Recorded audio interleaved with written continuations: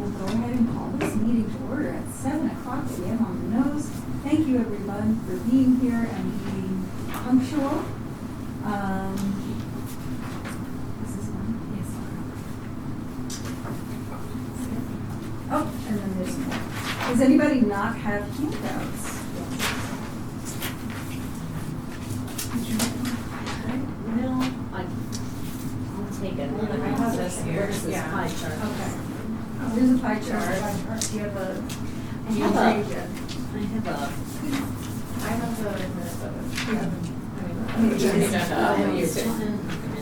All right. So we can check off roll call. It's funny that that's how it's worded too, because we are such a small group. It's really easy to just visually count and make sure we're good to go. But we do have to approve last month's minutes, and so are there any questions or recommended changes for the March minutes? I would just like to say I very much appreciate how much detail Tracy puts into the minutes. Yes. That was a month ago and I forgot a lot of what we talked about. And it's like, oh, now we're going to. So thank you. And I move to accept the minutes. Thank you. Approve the minutes. Any seconds? I'll second. Okay, very well. Thank you. And so that's approved. Do we have any members of the public who wish to be heard? No. And so we'll dive right into our new business. Icebreaker question. Did we assign? It's fine if nobody wants to offer one. I always like to ask, at least, someone's got a question. I collect these from meetings and other conversations that I'm during the day, so I don't know if others do that. Maybe. I've got one, which is, what is a song that has the power to jolt you out of a bad mood? Or another way of asking it is, what is a song that if it comes on wherever you are, you cannot sustain your bad mood through it? And mine is Kool and the Gang, Get Down on it.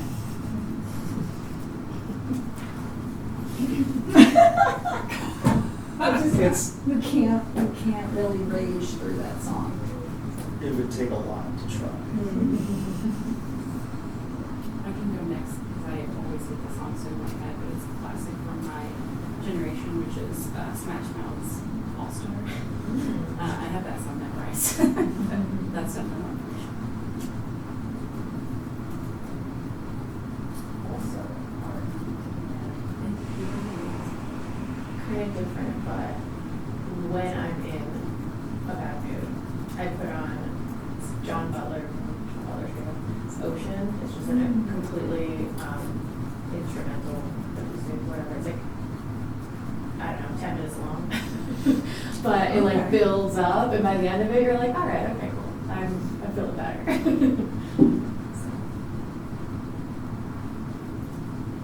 My pick would be Everywhere by Fleetwood Mac.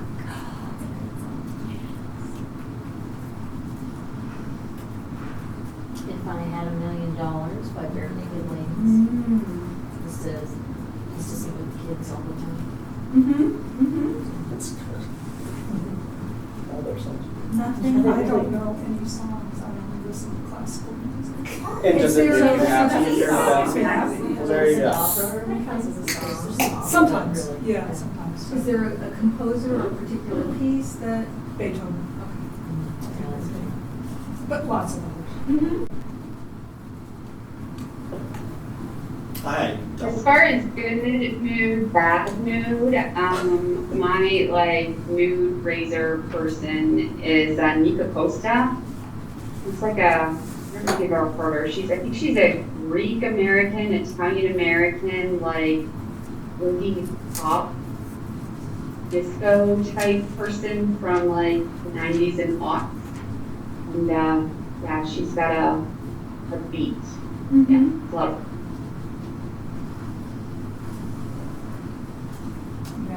I mean, I can't choose a song, probably. But if I think about, if I were deliberate about, I'm in a bad mood, I should put on music, then it's a toss-up between Journey or anything by Journey, or, well, not anything. Some of their songs are not mood breakers. Or Earth, Wind, Fire, Okay. kind of the same vein. And is the music that you put on to get out of a bad mood, or that just If it happens? just came on, that would work, yeah. And Which then is more there's of the your music question. when you want to lean into that bad, when you want to lean into that Yeah. anger and frustration. So, yeah, I don't think either of Journey's not the thing for that. Oh, I loved hearing everybody's responses. Thank you for playing along. I recently read there is some science behind some of this. And, There is. I read that if you listen to music specifically from the era in which you were going through high school, you were in those formative adolescent years, young adulthood, it does do something chemically in the brain, and I'm forgetting the word for it, but it's something around nostalgia. It produces dopamine and helps with I mean, not to tie this to books or anything, but that's talked about in a book by Ethan Cross called Shift. And there's a whole thing about that, and he's in the car with his young daughter, and she's in a really bad mood. In fact, it's funny because it was a Journey song that came on. All of a sudden, she starts singing it, he starts singing it, and everyone forgot about what they were so pissed about. Right, right. Interesting. I think I saw a reel on like Instagram or something, really short and pithy, that was like, you don't need therapy, you just need to sing to, it was like a Backstreet Boys song, in your car, you know, at the top of your voice. Like, it sounds silly, but thank you so much. What was the name of that book? Shift? Shift. Who's it by? Ethan Cross. I just looked up his chatter. Yeah. This is the earlier Chatters one. is, yeah, his first Yeah. one. This one's I haven't pretty read new. either of them, but. Yeah. Shift, managing your emotions so they don't manage you. Yeah. Highly recommend. Had you read his other one? No, I haven't Okay, read that. okay. This one I learned about on a podcast. I was like, that sounds really good. You know, That's how I heard about Shannon. yeah. And I love when I walk out of these meetings with like, Oh, scribble, like, okay, I'll look up these things. Yeah. bonus, now you have a song list. That was partially intentional. I create, you know, I work with youth during the day, and we create playlists. Playlists, we all have hype songs, and we have rage songs. But now I want to move into another form of communication, which is our talking points as board members. And so this has been something that has come up again and again. Just wanting to have something on the shorter side, but ideally something that could be carried with you or put on a postcard or brochure or something like that we could use to speak from in the community, sort of like, don't forget these are the key features of our library. These are sort of the leading needs and issues surrounding the library as an entry point. So it's not a script and it's not, you know, all of the content that you would possibly want to know to be able to have a conversation, but it's enough to give that elevator speech. Why should I support the library, or why should I stay informed on what's happening with the library? Why should I apply to be on the board, or something along those lines? So, I just read something in the book. Something you said reminded me of this, John. That's either Nora Ephron or Nora Jones, who said, reading is an escape and the opposite of an escape. meaning that the opposite would be that you're actually learning about yourself through your book. So you're not escaping, you're studying. Studying how to be a certain way, how to study your feelings, studying life. And I thought, that's kind of profound in ways. I don't know if you can turn that into a talk. I think books are profound, and to be part of a library is super important. There's something special about reading a book rather than, listening has advantages, watching TV has advantages, but there's something about reading that is both an escape and the opposite of an escape, where you feel like, finally I have a manual. Or if there's somebody else in the world that, can express something that I'm feeling that I couldn't express something, and you recognize it.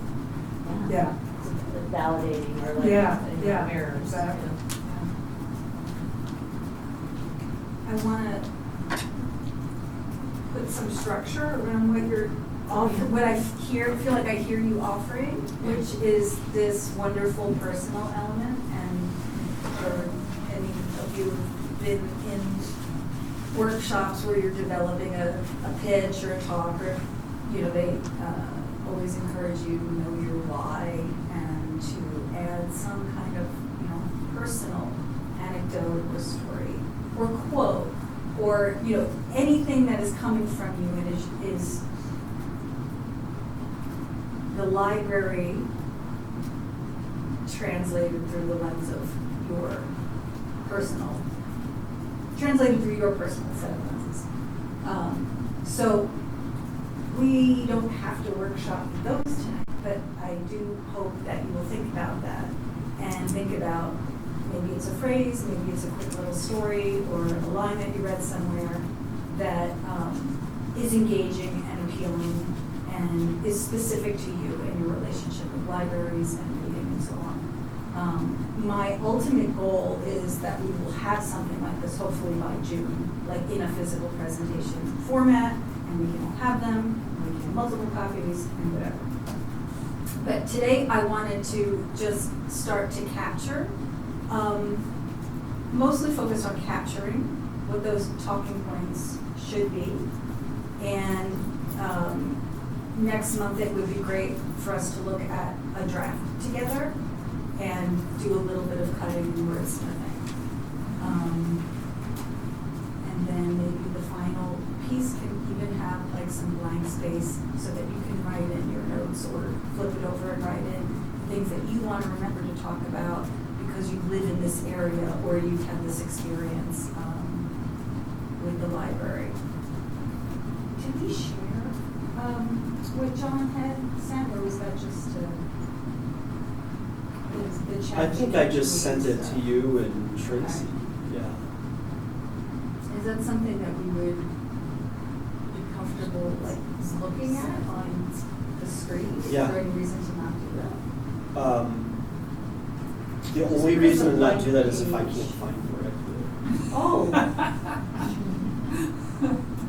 Can I like just send the email back to you? And you'll have it? I mean, I can look. If you can't find it, that's fine. It's just that for some people, it's, I'm thinking like it's easier to start with something to react to. No, I rather agree. than blank page or screen. Let me see real quick if I can. But while you're looking for it, I can suggest a framework. And again, it's a starting place. So if somebody has another idea of a category or a structure, we should discuss it. But just to get us going, I always like to start with the mission of the organization as your North Star for putting together your pitch, your elevator speech. I did find it. Awesome. So I would like to have the library's mission at the top of our little cheat sheet. And I'll read it. The Longmont Public Library leads the community as the essential welcoming space for all to learn, grow, and be. talking points branch off of there. Very simply, what are the key features of the Longmont Public Library? And by key, sort of like most relevant to our work at this time. What are the key issues or challenges or topics that need to be worked through? And what are the key actions that we would be asking someone in the community to take or consider on behalf of the library? And so what you're seeing on here is, I was just playing around in ChatGPT, because why not? And what I did is I put in our core values from our strategic plan and tried to center around what would be basically a good elevator speech, incorporating our core values. I can send this out, I think, if you want. I didn't send it to everybody first because I didn't know what you wanted to do with it, but. Yeah, it didn't occur to me until this Just now, evening. yeah. So I can do that. And so you don't have to read it all now. But, you know, if you've used ChatGPT, it's like having a conversation with somebody. And so, you know, it gave me this, like, truly like something like an elevator speech. And I'm not sure exactly, that might be a part of what the board comes up with. But it really got narrowed down, and I said, okay, we'll gear this towards someone like a city council member or a politician, or gear this towards somebody that's not a library user, and how does that read? And then, you know, it gets a little bit smaller, shorter, you know, something that you can share. But so I don't know if it's productive to read this on the screen now, but I'll email it while we're here, because that's better than me trying to email out of a meeting situation. I think my thinking in terms of like talking points versus elevator speech is that everyone obviously is invited to craft an elevator speech, and if there's desire, like that is something that we could do together as a board. But I am of the mind of having like a speech that's personal to you and not like something that everybody says the same thing. But everybody should have the same like main points, you know, plus or minus. Because this tailoring that we see in ChatGPT, like, yes, you're gonna wanna tailor what you're saying depending on who you're talking to, where you are, what the context is. I'm gonna lead with a different maybe set of talking points if I am like meeting someone in the park and we're both walking our dogs and the library comes up, versus if I am at the museum at an event and I've got my volunteer badge on and or at a tabling event and people are coming up to me. So tell me about what's going on. I mean, when I volunteer at the Friends sales, that happens not infrequently. So yeah, what's going on? What's the library need right now?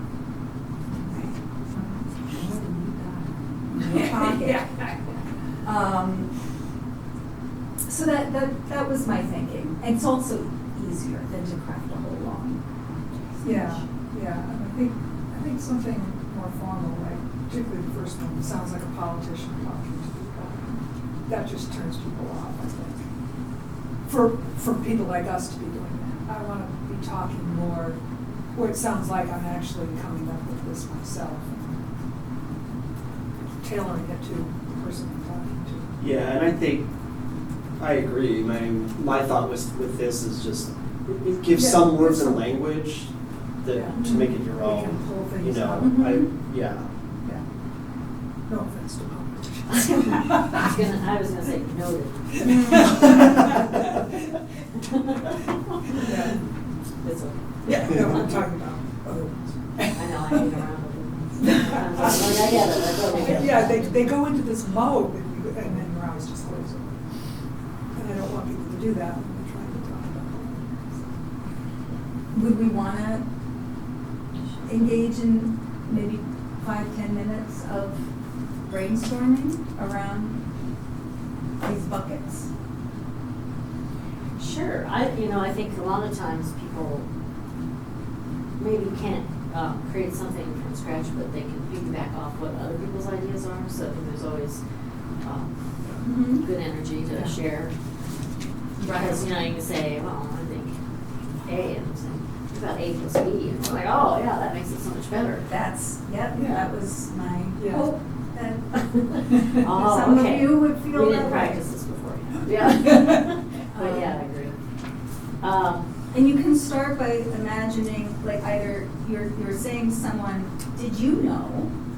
Or imagine, like, a person that represents the community to you, asking, like, oh, I heard you were, aren't you volunteer at the library, or aren't you affiliated with the library somehow? Like, what's going on? What's the deal? I heard you guys need money or something, if that's helpful. But what are the things about the Longmont Library that are maybe newer and not widely known, or commonly overlooked? So I do this all the time. I can just tell you what I tell people. I think most people know the basics of a library, that you can get books, and a lot of people already know like ebook stuff. So for the most part, but a lot of people don't know about the discovery passes and the library of things.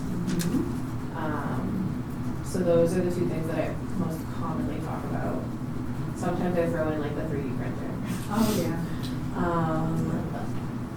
I also talk about I'm usually talking to other parents of small children.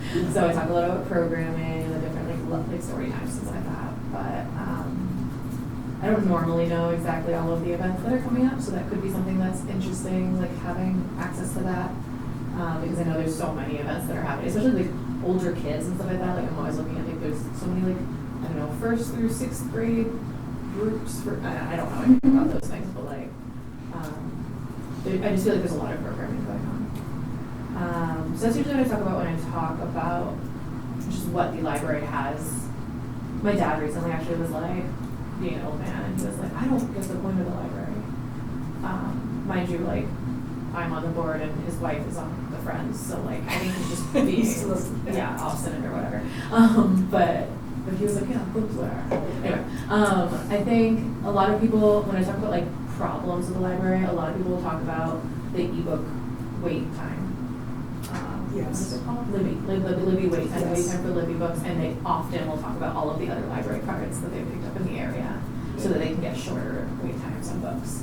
So that isn't usually something I'm sharing with them, but that's usually sometimes I'll talk a little bit about like how the ebooks work and things like that, like what the publishers are charging libraries and things like that, and also our funding issues with the city and how there's not enough funding for us to be in any way competitive with like ebook hold times and things like that. I have to talk a little bit about the historical, the ballot measure, and it's just like the weird timing with all that. And, I'm usually like, oh, I wasn't on the board then. But then I talk about how there's one location for this huge city, and like that's problematic. Lately I've mentioned the lockers to a few people as like something, not that the people I'm talking to don't seem like super excited about that for their own, because I think they're able to get into the library, but what else did I talk about? Oh, I talk a lot about how the Friends pays for 100% of the programming at the library instead of the city, which I don't think a lot of people know. And then I usually will talk up the Friends a little bit, like the book sales and things like that. And how people can volunteer for the Friends, because usually people are asking, if they find out I'm on the advisory board, and they're like, oh, like, wanting to know more about that. And I'm like, if you don't want to do a full role, and you just want to like pop in, like to volunteer at a Friends book sale or something like that, is a much easier short time frame. What was the third bucket? Features, issues, actions. Oh, actions is kind of the volunteering thing. Mhm. All right, there you go. Thank you, we're done. Mic drop for Nicole. No, that's really good. I think obviously. I'm Well, biased. yeah, something that would be important to have on the little cheat sheet is how to get in touch with the friends. If there's somebody who's interested in volunteering, because I don't know. I mean, I can find out. I was gonna say, I just, But I'd like most to have people just Google it, so I just Okay. assume. But I mean, I know, I mean, like, it would be good to have like a It would be website. good to or have, something. you know. I wonder about having, if we're gonna actually have something physical, like having a little card that just has like QR codes or something on it that people can use. Even if it's just for a few different links, like the programming and the front. Mhm. Yeah. I don't know how often we're gonna be giving these away, but even if you had a No. physical one, somebody could just scan it with their phone right there and then they have the Right. link. Yeah, I mean, a couple of things, like that can work. In fact, our outreach coordinator does that. You know, instead of having like just a slew of handouts and flyers, Mhm. she'll have a poster board and it's kind of got the main categories of everything on a QR code. Yeah. And it satisfies, I'd say, a high percentage of people that she engages with, meaning most people have a device that can do Right, it. right, There are yeah. some that don't, and so Yeah. we have other smaller things to hand out, or maybe just get it what they really want, but And some that people still are really not works. super familiar with QR codes and stuff. Yeah. Yeah. But more and more, yeah, And I mean- probably your I dad. was gonna say, people like my parents. yeah, it's a little bit of percentages. No, I think it's fine. But I think it helps have something kind of somewhat easy Mhm. on your side of things that someone probably could engage with. Yeah. And it takes them directly to whatever you wanted to share, right? I've never honestly had anyone ask for a link specifically. I think, well, granted, most of the people I talk to are pretty comfortable Googling for information that they want, Mhm. but that could be useful at like the events that we go to. Yep. Mhm. Is like having a flyer or something with QR codes. Right, right, there's a Which might lot be of separate stuff from in what this. you mentioned that my experience has been that once they know it exists, they're comfortable going and looking for it, but they don't know how to look for what they don't know. But There it is. I'm thinking like if we were at a booth at an event this summer or something, and we had a flyer or a poster board or something that had the QR code for like library of things, like I feel like that's something that people are always like, wait, what do you have? And you could just be like, literally just take a picture of this right there, and you'll see all of the things that we could get out. Yeah. Because I'm always we like, can't remember I all don't of know. them. Yeah, exactly. I'm like, there's a metal detector. Like, I don't know what else there is. There's a radon detector, I've used it twice. Oh, yes. Yeah. I also use that. That's the one thing I can think of at the library. So, yeah, there's so many things, Yeah. right? And then there's like the book club bags and the Oh, right. experience bags. There's like so many cool little things happening, and what would you lift up, either because it's lesser known or it's more popular by the people who know about, with the people who know about it, or it's new. Like I might not tell everybody that I meet about the book club bags because there's probably fewer people starting book clubs or than there would be looking to borrow Yeah. from the library of things. Or that we saw the board game collection. Like, that's The pretty seed cool. Puzzles. library. Yeah. there's We puzzles. do Yeah. have a seed library? The seed Oh, seed library. library, that's a good Oh, one. yeah, Yeah, hugely popular. yeah. You know, I think in part it's hard to know that you don't know, right, till you know who you're talking to or what. Right. You know, it could be the someone you may be talking to, like, really is like, it's just books, right? Like, I don't need that, I have Google. Okay, so that might direct you to a different conversation. Other people might be like, well, I've got what I need. It's like, well, what about this other thing? Like, do you like to go to museums? You know, I don't think you need to have like a laundry list of everything we have. You have a couple in your back pocket that pretty much will match any need of a conversation that you want to have. That's at least how I would try to approach it, because Yeah. Yeah, I know all the kid-related stuff. Yeah. So usually my audience, I'm good. Yeah. Like for kids, the like wonder books that like read aloud to you, and then a bunch of like audiobook stuff. And those things, I think a lot of people don't know about them because they're on the edges of the children's section. And so like a lot of people don't know about them. And I was like, oh, we have so many wonder books out at a time. So. Right. Something else too, that I try to engage in when I have an opportunity is the essential nature of a public library in general, not just this library, and just how many people rely on a public library for just their daily lives. And there's so many people that obviously don't have that, they don't get that.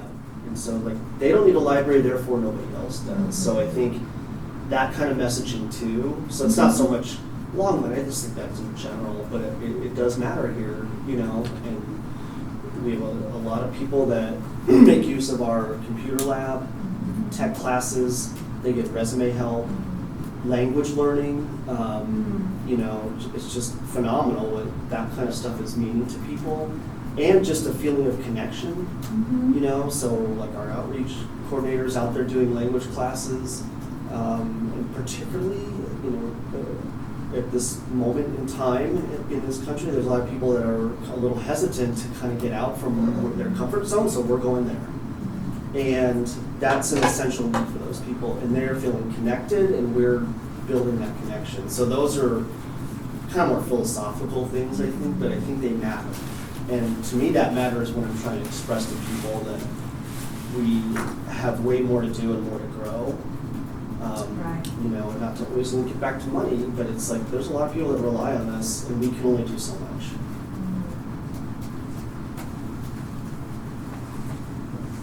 Did you get all that? I know Tracy did. Yeah. Yeah. I recently reminded a colleague that you can print things at the library because they couldn't print from the office printer. I'm like, you could just go print at the library. Oh, yeah. Yeah. I knew that somewhere in the back of my brain a million years ago, but like it just didn't occur to them. We do homework help too, right? For We have tutor.com, tutor.com. which is our electronic resources to help with that. Right. Which is also, and this can get way in the weeds here. Tutor.com is great for just what you're thinking, students who need a tutor and help with homework. But they have plenty of adult and higher ed resources in there, including resumes and things like that. So and it's the same type of help, or test taking things. There's just a lot there. Is that something that you can get to only at the library? Or? No, as long as you have a card. I didn't even know about this. How do you get to it? Well, through the library, right? Yeah. As long as you have a card, most of our electronic resources, if you're not in the library, if you're at home or wherever, it'll just prompt you to enter your card and your PIN, and then you're in. If you're in the library, you don't need that. Yeah. It knows. Okay. So anywhere, Yeah, newspaper subscriptions, things like that too, right? So yeah, you can I get think New York Times. Exactly, I was going to say, also doesn't pay for the New York Times. Right. Wall Street Journal. But we're kind of getting into listing everything. Yeah. Which is what I just said. But Right. So that's where you have the and more, and so much more. Yeah. Go to the website. But I think it helps for us to be aware Yeah. of it, because the person that you're going to talk to, depending on what they bring up, Right. like your thing about the essential nature of the public library, that's the kind of conversation you talk about when people say, well, why do we need a library? Right. Or, why do you need more funding? But then other people are saying, well, yeah, I love the library, but, and then you can bring up some of these other things that they didn't know about. So it's different conversations, and it helps Yep. to have that all at your fingertips. And can be summed up by like one of the phrases I see on the screen, which is like, it's so much more than books. Yeah. Right? And I think about like I guess you would call them services or programming. Not just, like more one-on-one, like the type of support that you can get just by coming in and speaking to a librarian. I think that is probably, I'm guessing, looking at staff, underutilized when taking the whole city into consideration. Did you agree with that? What's underutilized? Like the types of, or the amount of support services that are available just through the library, not a physical material that can be borrowed. Yes and no. I mean, I think it's just more, it could be more utilized for sure. But then I start to wonder how much capacity we have to provide that. Yeah. You know, like I want that, I want to show that, but you know, for the people that are making use of those services, it's highly impactful. Yeah. And that's kind of the data that we try to gather. And what about,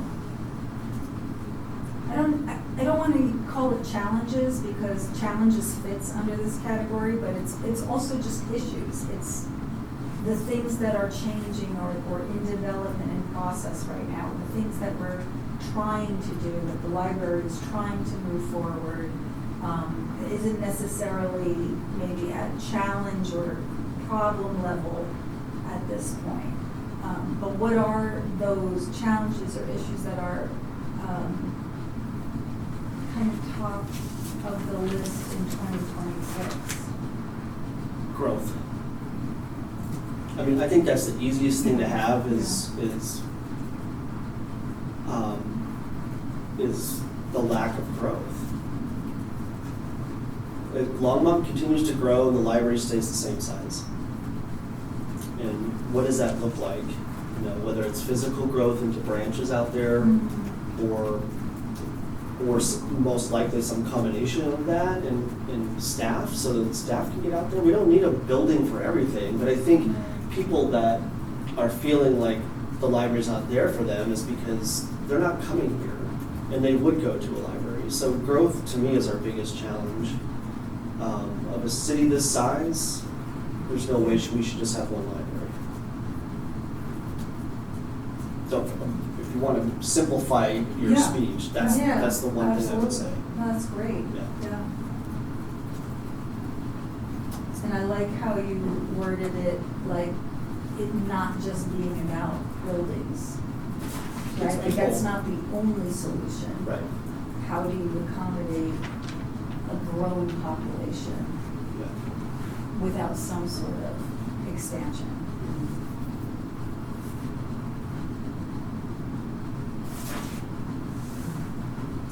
Connected to that is funding. Yep, it is. That would help. Yeah, tremendously. So, what, from your seat as director, like, what do you want the average Longmont resident to know about funding and the financial position of the library? Well, I mean, the negative way to explain that is we're underfunded for a city of this size. Our peer libraries are funded substantially more. And so we're just not meeting the needs. I mean, that's, you know, so, and not all of that requires personnel or buildings. I mean, like to Nicole's point on ebooks, like wait lists are way too long, you know, but we can only buy so much. And I think that's something that a lot of the public doesn't understand is the amount that a public library pays for an ebook or e-audiobook in comparison to an individual. Mm-hmm. Yeah. In fact, many times it's dirt cheap or even free, but not for us. Yeah. And but we're making it obviously available to many people, and not everyone wants to buy that stuff. Right. But I had a hard time explaining that to the person in my group at the senior center. All he cares about is I can't get the stuff in online movie, so I go Yeah. to You know, but I think At that point, you know, it was- one thing there too is, you know, that's an aspect where we try to do everything within our power and that is collaborative borrowing through our neighbors. Oh, yes. And statewide, because if we didn't participate in that, it would be even worse. If we were just isolated and didn't, you know, and have that relationship where your library card can borrow ebooks from all those libraries, you know, I'm not saying it's good, I just mean, Yeah, you know, at least we're- they have we're- a. we're not trying to go out about it all ourselves. Yeah. Did you say that Longmont had the first Carnegie Library in the state? First library in the state, First period. library. Yeah, it was Library Hall. Okay. I think that's impressive. That's a good place to start. First library in the state. And the library is foundational to learning and development. And also important to not only our city culture, but culture in general. Okay, so when you say, what does the library need, I think every member of the city to contribute X amount of time, X amount of donation to the friends, or sponsor a favorite ebook, so they're more available. I'm just taking notes as we talk. I also think it's a place to find out about what's happening in the community, find things that are needed and supportive, and also other resources. So that transition into, it's a ladder to learning, technology, personal, professional development, and connecting with community. I'm just taking notes as we talk. No, I think you're capturing some good stuff. I mean, we always say, you know, we're like the community hub or the center of the community at your public library. And I'm gonna talk later during my portion of this segment here about how do we close the communication gap with the town. It's come up everywhere I've been lately, Yeah. so, and I keep coming back to it. You know, you have a lot of flyers up, I learned things at the library that I was like, why did I know that? Mm-hmm. You know, I go past the bulletin board. Yeah. Oh, that's going on. Yeah, you know, and we definitely try to be that place. But to your, well, we'll see what you have to say about that. But it's a challenge because then we'll run into, staff will come to me and be like, well, people are asking me this question that they read in the paper. And I'm like, this is the first time hearing of it too. You know, and so that's not great. I mean, you do the best you can, but yeah, there's, I feel that should be, if you, even if the library doesn't have the answer, we should know where people can get the answer. And I would say we usually do, but, you know, this is where people should come. Well, For that. I think there's been a real change in the newspaper since it, you know, joined with the camera and all that stuff. And most of the stuff in Longmont Times Call is not about Longmont. And I used to know more about like what was going on in city council. They had somebody, it seemed like they had somebody that came to your meetings every week and would put something in the paper about what was discussed or that. And I'm not seeing as much of that. You know? And so I think that makes the library even more important for bringing this together because newspapers have changed so much. They just don't have the same number of journalists who only do online. Or they're the kind of people. Yeah. Well, yeah, you have to subscribe to the paper, but, you know, but that's getting more and more expensive too.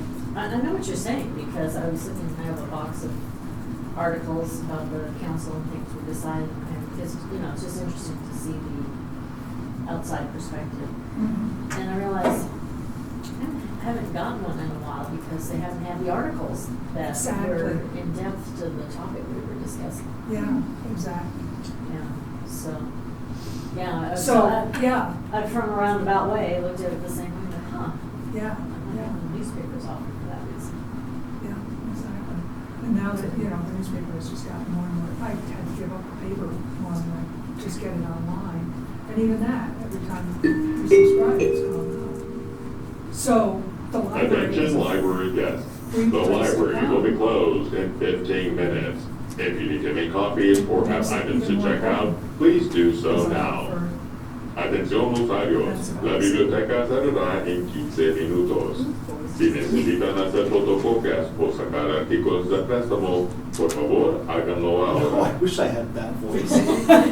Antonio Banderas. It is an employee. Library. Yeah, it's an employee, we record that, and that's our new PA system that we got from one time. Yeah, because, so we never heard that in this meeting, and we're always supposed to. Not just closing announcements, but actually, like, if there was an emergency, lockdown, we would never know in this room. Everyone's running by. Yeah, but now, so the side effect is we're gonna hear 3 more of those messages. All right, let's step it up. Good. Katie, we haven't heard from you. Any insights? What do you think we should all be telling people out in the streets? I think you all are covering. I think you guys are doing a great job. I have no disagreements, nothing to add. I think it's getting covered.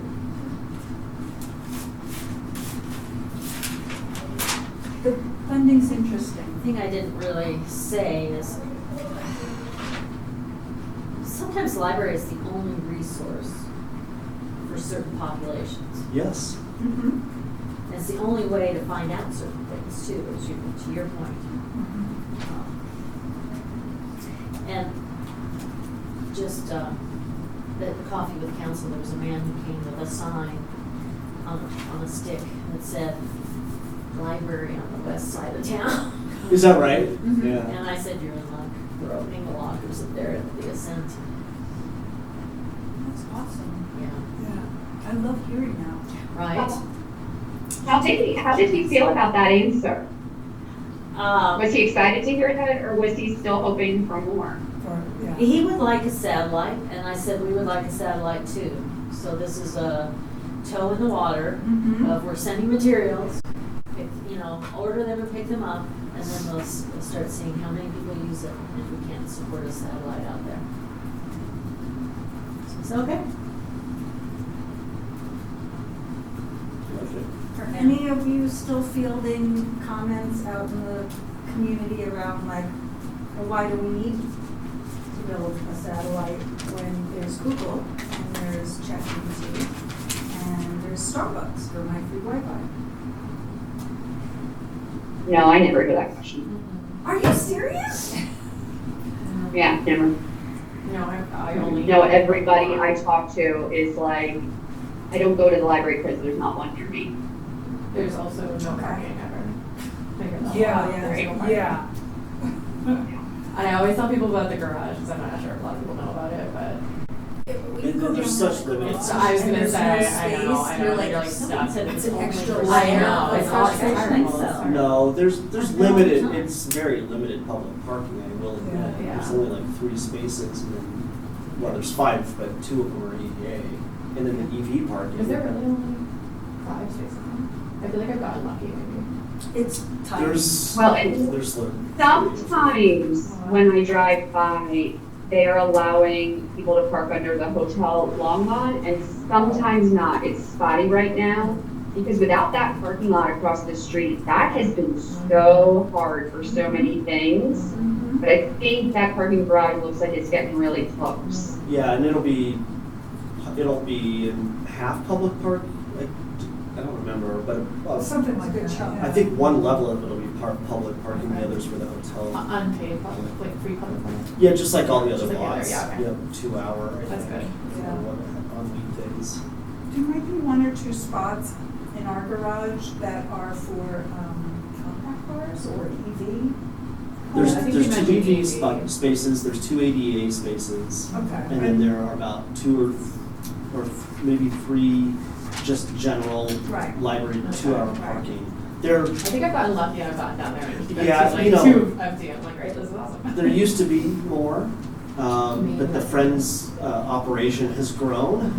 And so it's taken up a few spaces with their operation. Yeah. You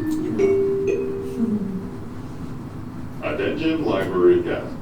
The library will be closed in 10 minutes. Locations If you need to check out items, please do so would be now. most helpful. The outside I know elevator that and the you had doors to the previously done underground like a parking will survey be on locked the city in about 5 minutes. Is west Atención los side of altos. Texas La the biblioteca most cerrará en important? 10 What is that minutos. like? Like if you had to Si pick a location necesitan for sacar satellite. artículos de préstamo, por East favor, side, and háganlo that's right, ahora. but pretty much north. El of ascensor town. exterior Northeast, y northeast, después de northwest. estacionamientos Yeah. subterráneos que cerrarán en I just was 5 curious if it was minutos. west. One of the lockers is going to Clark Centennial Park out of Lashley Station, and, we've got that, we have a lot of families in that area where the kids will be able to come over and pick up materials, because maybe they're not able to drive all the way down here. They're not driving yet, or their parents were. Yeah, yeah, and it's right close to the high school, and there's a pre-K to 8 school. there, too. Yeah, it's a K through 8. Yeah, so they can. And so just adding that, this library is really close, like public library is really close, the gap between school library resources and further study. I know I used it when I was in high school. Yeah, and we support that a lot, and particularly, I would say with our digital collections, because school libraries just can't afford those databases. Mhm. We try to make that as easy as possible for students to use those resources here, make a lot of school visits, all of that. So, well, of course, when I was in school, if you're looking for anything international or something more deeper dive or just even more mature in some fashion, you have to go to the public library and find it at your school library. It was Right. good in those days. I think it's probably getting more and more like that again. So, the anecdote story I have about libraries when this was being renovated and they had a satellite North Main in an old Safeway that I don't think is there anymore, and that operated as a library. This is back probably in the late 80s or early 90s before this was done. And when this opened and they closed that North Library, there was a lot of people apparently saying, can't you just keep this open as well? Right. We need a library up here. Mhm. So that's the story I tell. Because I imagine if people felt like that 30 years ago, they definitely still feel like that now.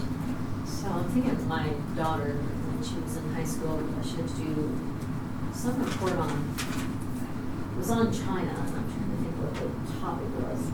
But we found a book at the public library that was Dress Me in the Temple of Heaven. So our teacher right away said, you can't use that resource. And I said, you need to look at this book. And it was actually when China first became open to Western travelers.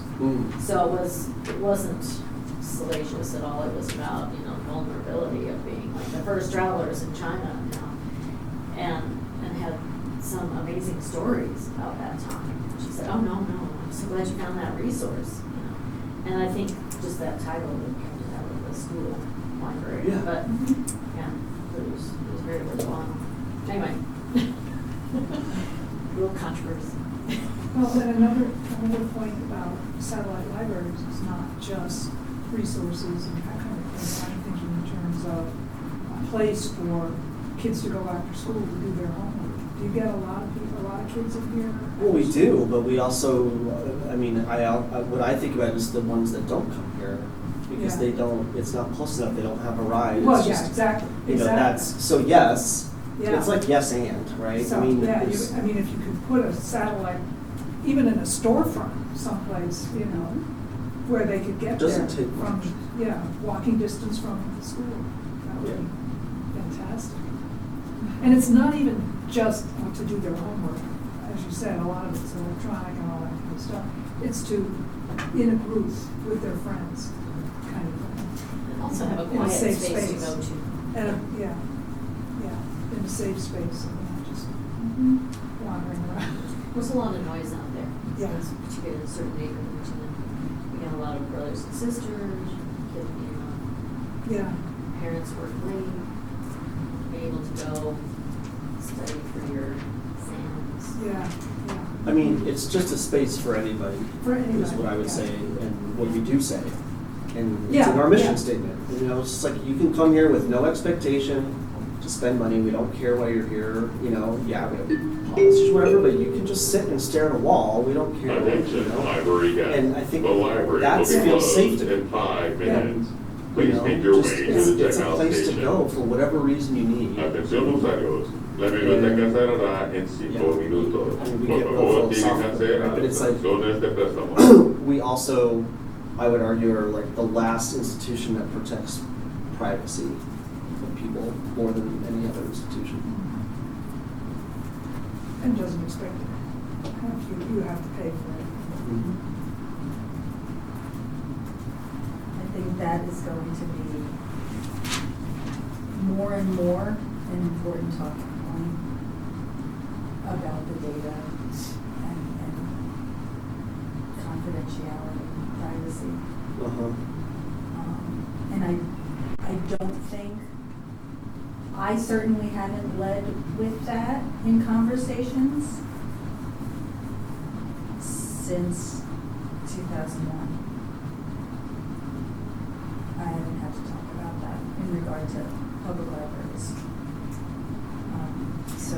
We have heard those kinds of concerns at the council, for sure. Mm-hmm. And concerns about AI being blind, Mhm. or being just Mhm. inaccurate. The cameras. Oh, yeah. The traffic cameras. Yeah, not just the cameras, but just, I think you, Google, Mm-hmm. you know, AI is not always, it just knows what's in its database, so it's not always as accurate as you look it up from a knowledgeable source. Going back to my question about, you know, if you're hearing from anybody saying, we got Google, we got Starbucks, that came up a lot when we had that ballot measure in process, and because I think it was attached to people's money, it was attached to taxes, they're doing a necessary value assessment, right? Like, well, if you're asking me to pay more, what is the need? What am I getting out of this compared to other needs in the city or my own personal needs for my own money? And it was questions like that kind of pointed to this view of the library being, for some people, dispensable, because they have the ability to, you know, get their Wi-Fi, like work remotely from Ziggy's or Starbucks, or they don't understand the difference between working with a librarian or utilizing some of the databases and resources here versus Google or ChatGPT. And I always talk about navigation and human interaction. And it seems like, I mean, we're just a few years out from that election. And that value of being able to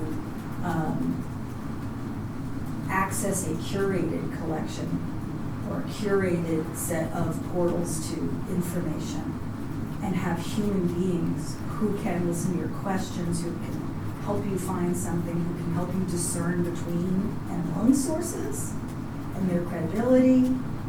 They're trained to do this.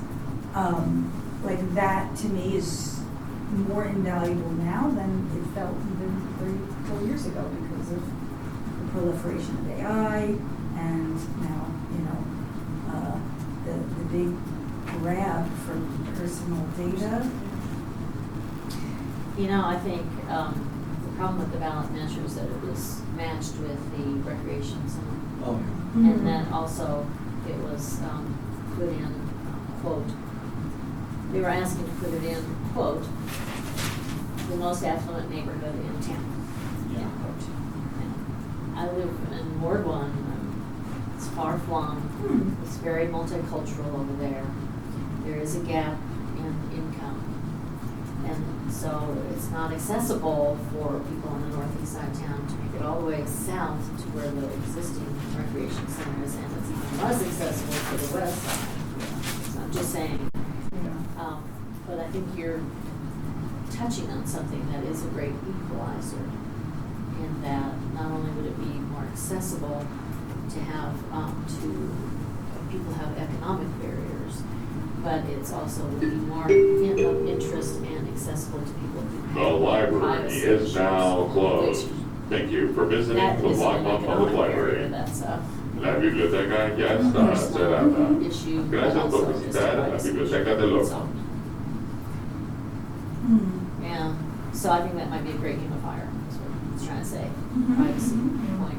Because I think, those who are more affluent would be willing to drive to different satellites to have more privacy.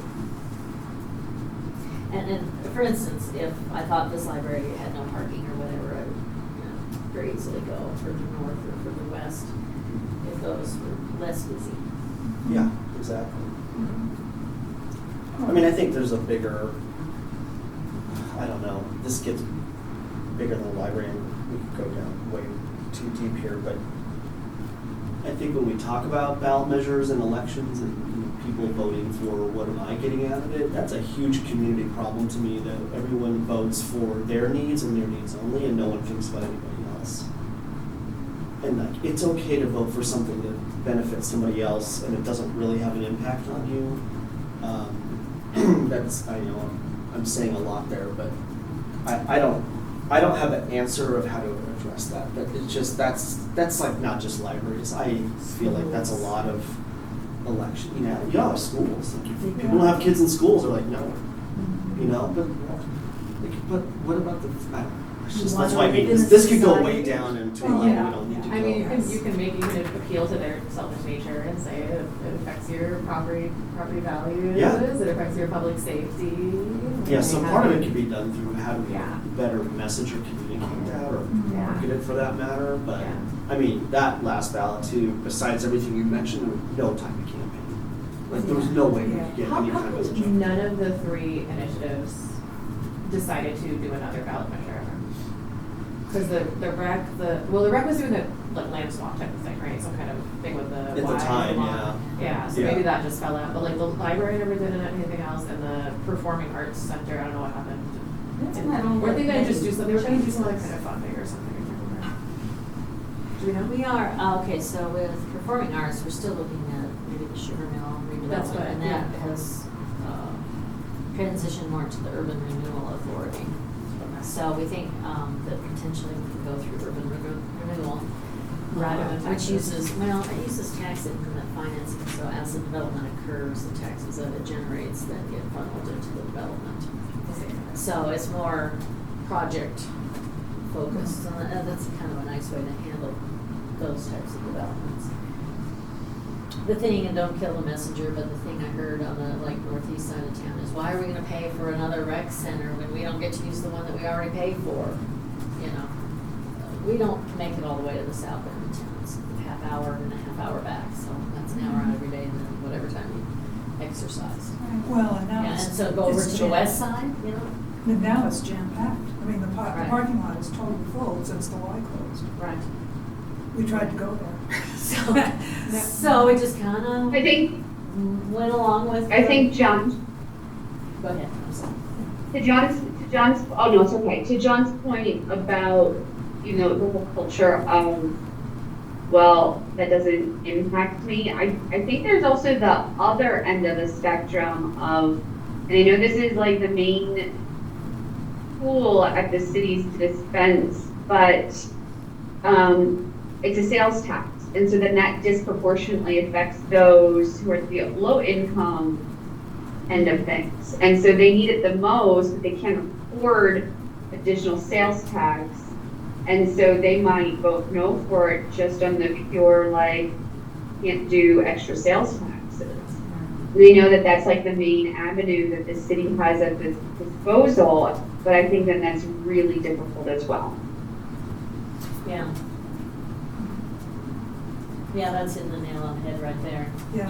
I already worked 2 jobs, we'll say, this is the sentiment that I already worked 2 jobs, and we don't get to use any of those services. Why would we work that much harder for something we're still not going to be able to use? So, Yeah. and extending the services with the lockers is really helpful for bridging that gap. I hope so. And then if we see a lot of visitors there, I think we can get the other neighborhoods, because I don't want you to think that it's all, we're not all sharecropping on the northeast side of town, is what I'm trying to say. We do have people with means, because, you know, we also have Fox Hill over on that side, you know. But right across from where the soccer's going to be is Kensington Park, which, you know, people don't want their kids going all the way across town when they're not home, especially if, you know, you're family of color, what have you. You don't want your kids, you don't have neighbors that you trust around. But to walk over to the park, get your materials and walk home, or to have a satellite over there where you can hang out with people, you know, from your neighborhood is really helpful to parents. Mm-hmm. More third spaces in general. Third spaces, yeah. That came up at our retreat for the youth council. Oh, yeah. Third spaces. Yeah. And certainly, you know, since it's a park that belongs to the city, you could put, you know, a module or a trailer or something, like the old bookmobiles used to be, slightly bigger than a bookmobile, you know, but with a person there, staffing it. I know, this is awesome. It's all really No, good stats, stuff. yeah. Am I remembering a van or something? Do we have that? We have that. Oh, no. We have a van. We have a van. That we And do that, something with? well, the primary use will be to deliver materials to and from the new lockers. Okay, was it doing something with, there was no bookmobile or anything? No, we did not have Maybe I'm that. thinking of like boulders. But there's some. There used to be one here. There were Yes. conversations, you were probably on this board for, about like potentially like an outreach Yeah, van. yeah. And I'd still like to have that, and this van could serve as that, but it's more, I mean, it's not really equipped in that way, where it would be a mobile library But service. like, Yeah, like bus. Yeah. Something with the back door. yeah. Seems like I a- just remember bookmobiles when I was in the Yeah, that's what I'm saying. bookmobile came to our school. Yeah, I mean, Yeah, it was cool. And you see some of those big, like, the Rockstar, like RV type things. Yeah. That they pull up, Innovation Center has one. yeah. And some, maybe Quarters or something, like where you walk inside and, Yeah. you know, you can have programming or Yep. activities in the vehicle itself, you know. But we're getting a little bit Yeah. far, we're getting dreamy, which is wonderful, and I think, you know, some really great points were raised, and like some things that we've talked about on this board before, just kind of around the ballot measure and like with what we learned from that process and what we would do differently if we had the chance again. Like, that is all important stuff, and I just want to close the loop on this portion of the talking points so that we can get to the rest of the agenda. I heard and wrote down whenever somebody was sharing and they mentioned an action or something that they encourage others to do. Just want to check and see if there's anything that someone wants to name that hasn't been said, beyond volunteering. A good segue into our next agenda item, applying to be on the board. And for this week that we are at the beginning of, getting a library card, like come, use it, bring people, tell people.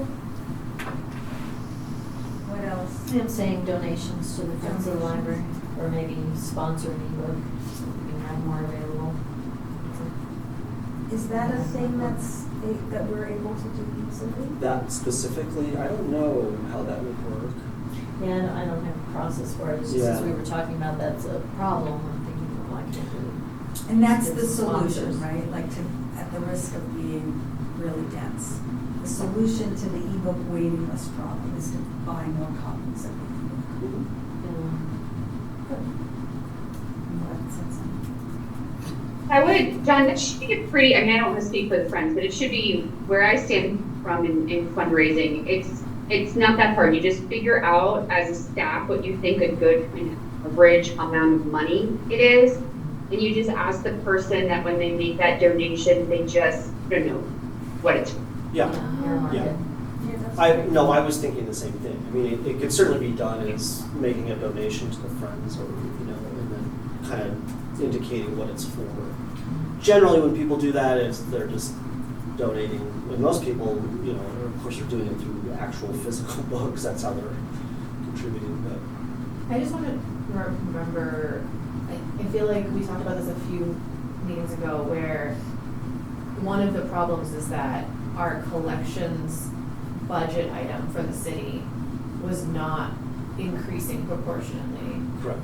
So we were over time, we were losing more and more ebooks. Yes. Because we did. So I think before we start getting people to donate their money, I really feel like we need to be like, the city needs to know how much we're not being funded.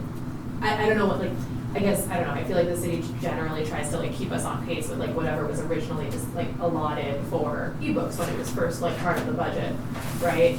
And because we have not kind of caught back up after, I think you caught that like there was not an increase, I feel like making sure that the city budget is like balanced for that before we ask people to donate money for that, for collections stuff. That would be my preference too, is, we should just be adequately funded for something that's one of our core services is collections.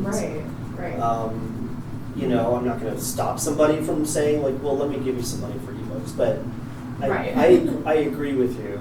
I think in a perfect world, the fundraising that the Friends do, and any other means that we would have should be for added value to this library, not to meet our core services, which would include programming. I was gonna ask Exactly. you that. So I mean, those are my biggest issues with it. How long has it been since you've seen an increase in your budget? Well, at least as long as I've been here, 3.5 years. I was gonna say. And when I say haven't seen one. increase, it's for the dollars I'm asking for to get us to a level that I think we should be funded at. We get, our budget will go up a little, but that's for those uncontrolled Right. things, like a % increase to a maintenance agreement we have, right? It's just sort of like your utility bill goes up. It's like, well, I can't control that. So those will get funded, but that's not growth. That's just, it's just maintaining. Well, and that's the point that I'm making, is that the ebook wasn't Yeah. growth either. You weren't adding I was more not. ebooks, you were losing ebooks. No, the with money that we got budget. for this year was just to get us, not even really caught up. Right. But to a point where, we were And so like, I mean, that I don't know. I think accounting that's- for that. I think that's a big issue. Yeah. Yeah. That and the fact that there's no funding for programming for the city library from the city is also problematic.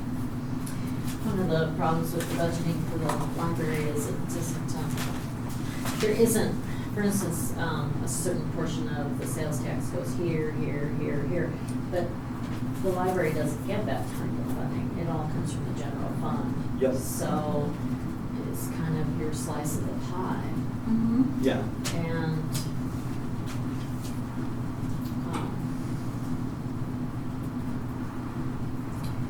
although council makes the final decision, a lot of that is made through directorship in terms of, arm wrestling. Yeah. We need bigger arms, I guess, in there. And or we have to ask people who are friends of the library, who find it to be, super important to our community, to help fund, which I think is why the Friends came about. It's like, we're just gonna go to people who are pro-library and ask them to help us. And so I'm not trying to circumvent, I'm just saying, the reality is, we only ever get so much of a slice of that general fund. And it's like having 6 children, and and you can't say, well, I like you better than you, but one is, Well, and the other problems in a there. growth spurt needs more, I don't know. The other problems there are that the museum can do its own the They museum have a and the foundation rec. and Well, that Friends, too, yeah. but the museum and the rec both can charge admission, and the library's not doing that, right? So there's different kinds of income, like revenue streams or whatever. I know that gets balanced into everything, but still. And then the other thing that bothers me is that the not late fees, but like the lost materials money doesn't come back to the library. That's always bothered me too. The fact that the lost materials. That one drives me Wait, Yeah. what? crazy. When people Goes pay into for that lost one drives me. material, it goes back to the city budget or whatever, the city. It goes fund, to the general fund. General fund, rather than back to the library. So now the library's down a book. And so it's not earmarked from the library. Lost materials fees go to the city general fund. And they don't actually go to replace the lost item? It's not a one-to-one.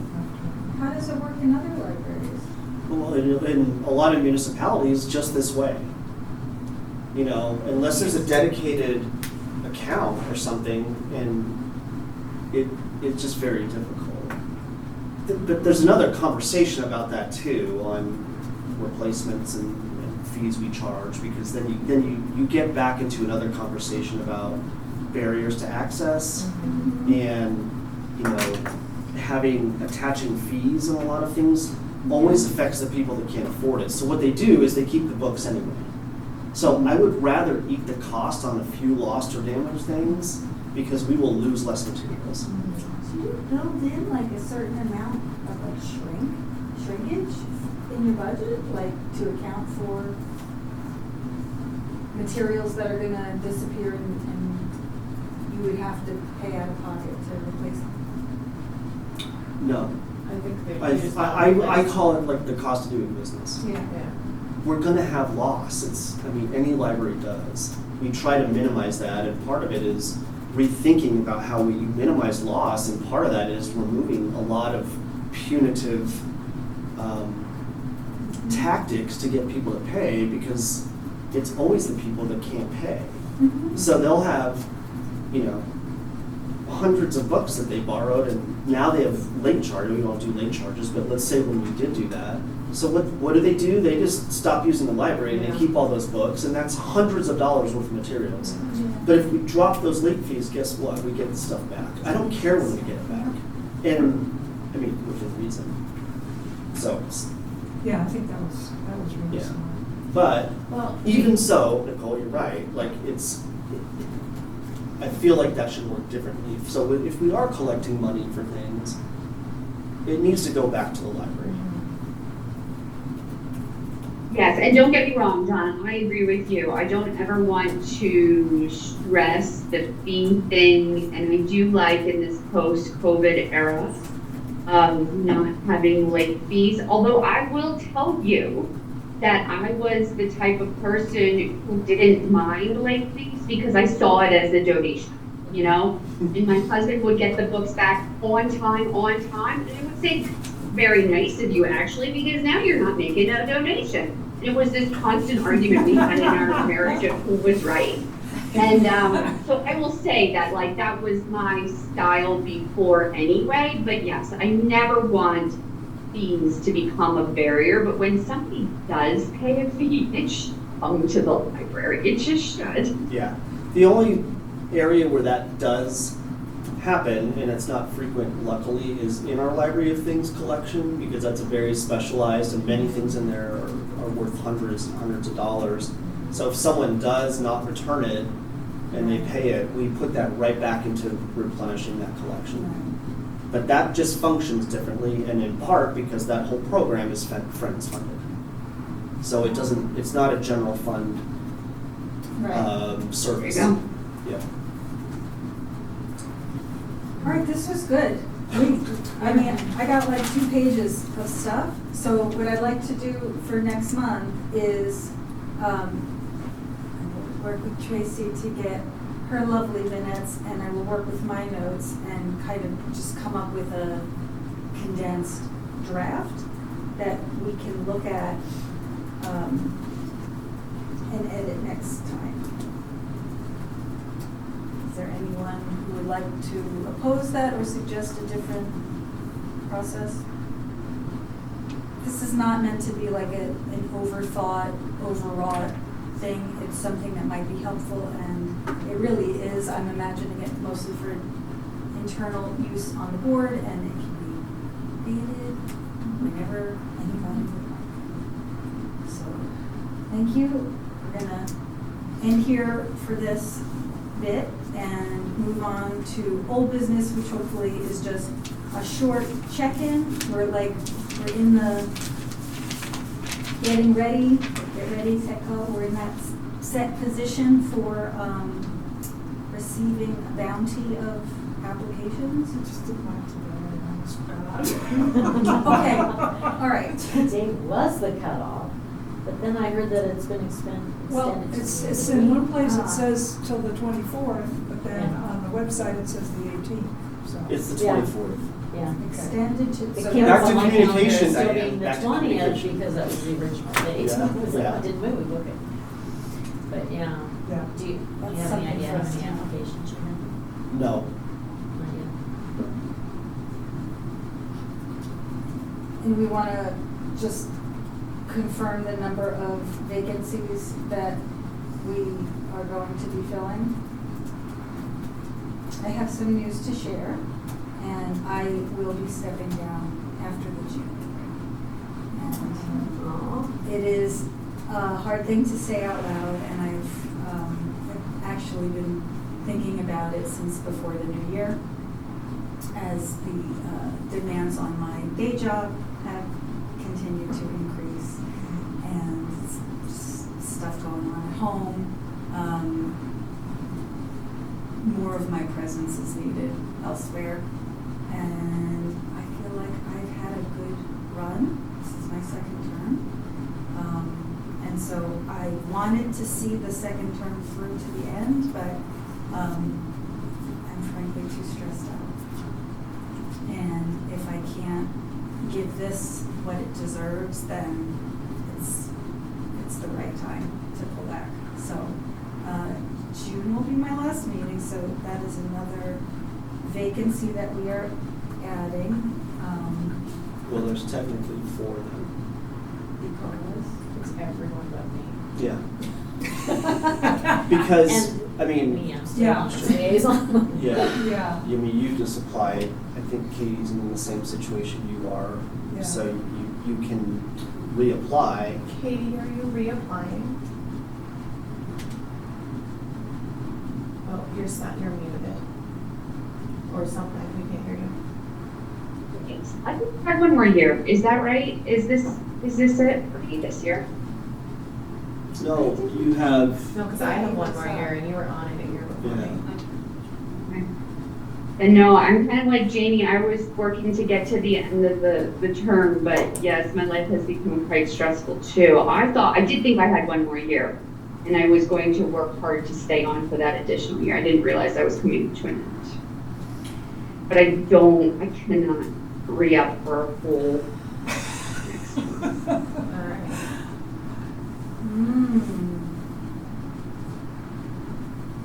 Okay, so that's a potential, so there's 4 seats currently.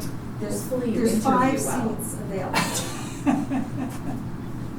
right? There's 5? Well, the board is currently 5 seats. We're Oh, I see, down I one see.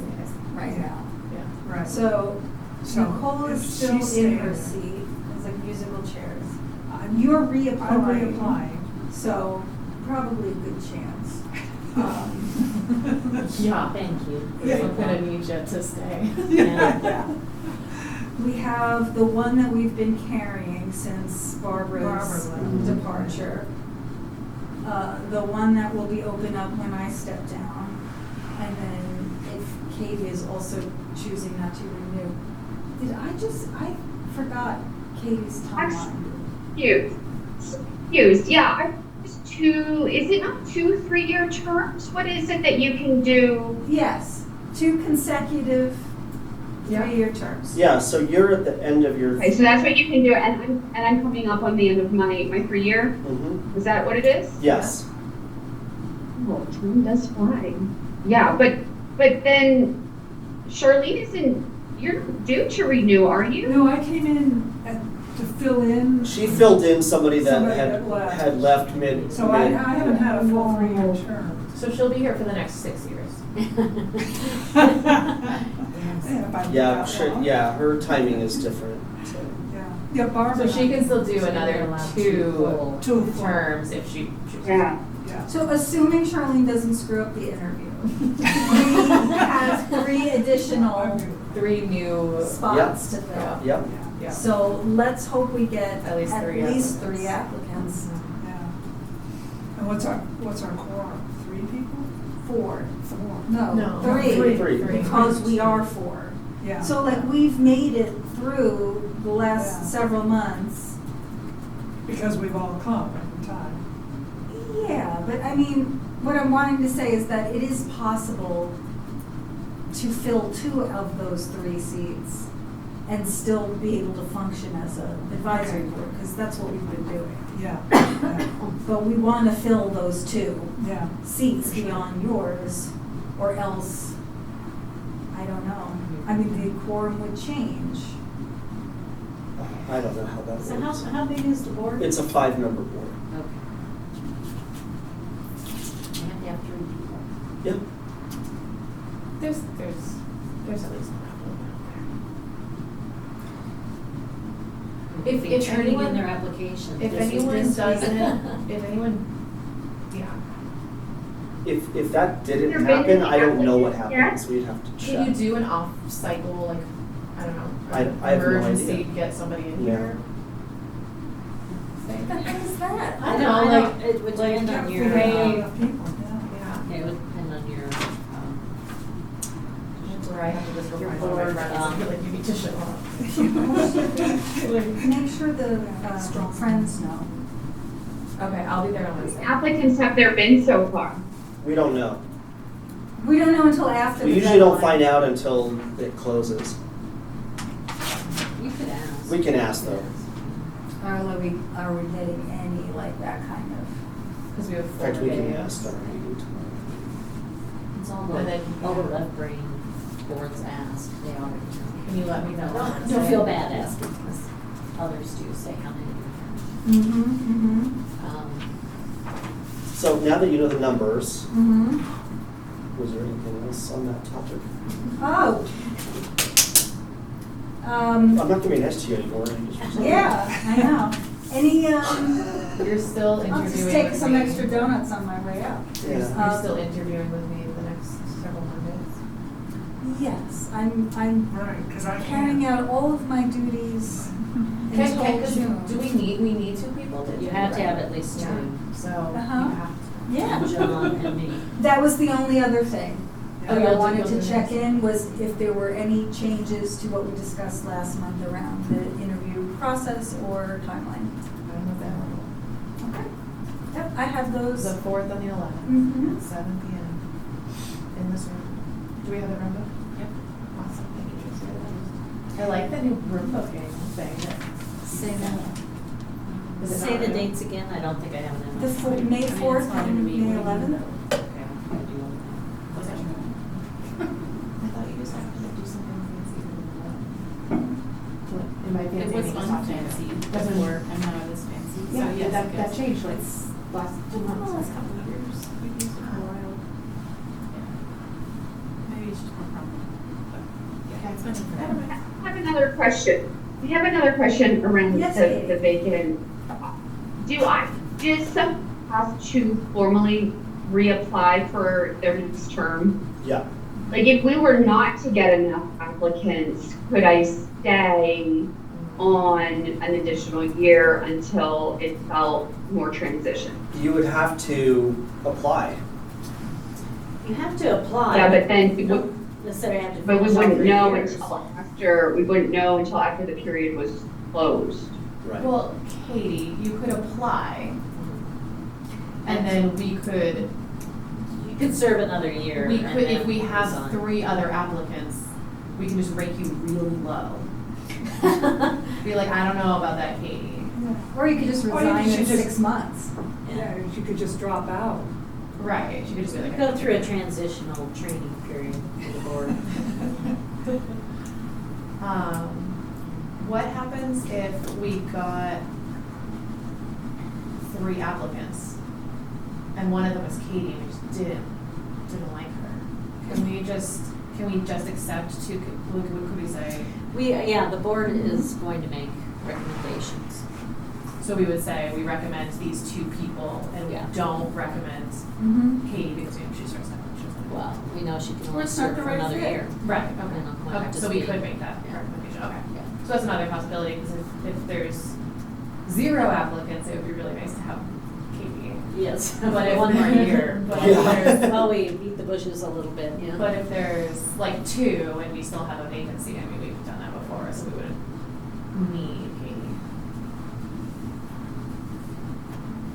I guess the other question too is, I mean, I don't know if this has ever come up, but what if you, 3 openings, 3 applicants, but you actually legitimately don't like one of them? Do you have to err on filling all 3, or can you leave one open if that's the better fit?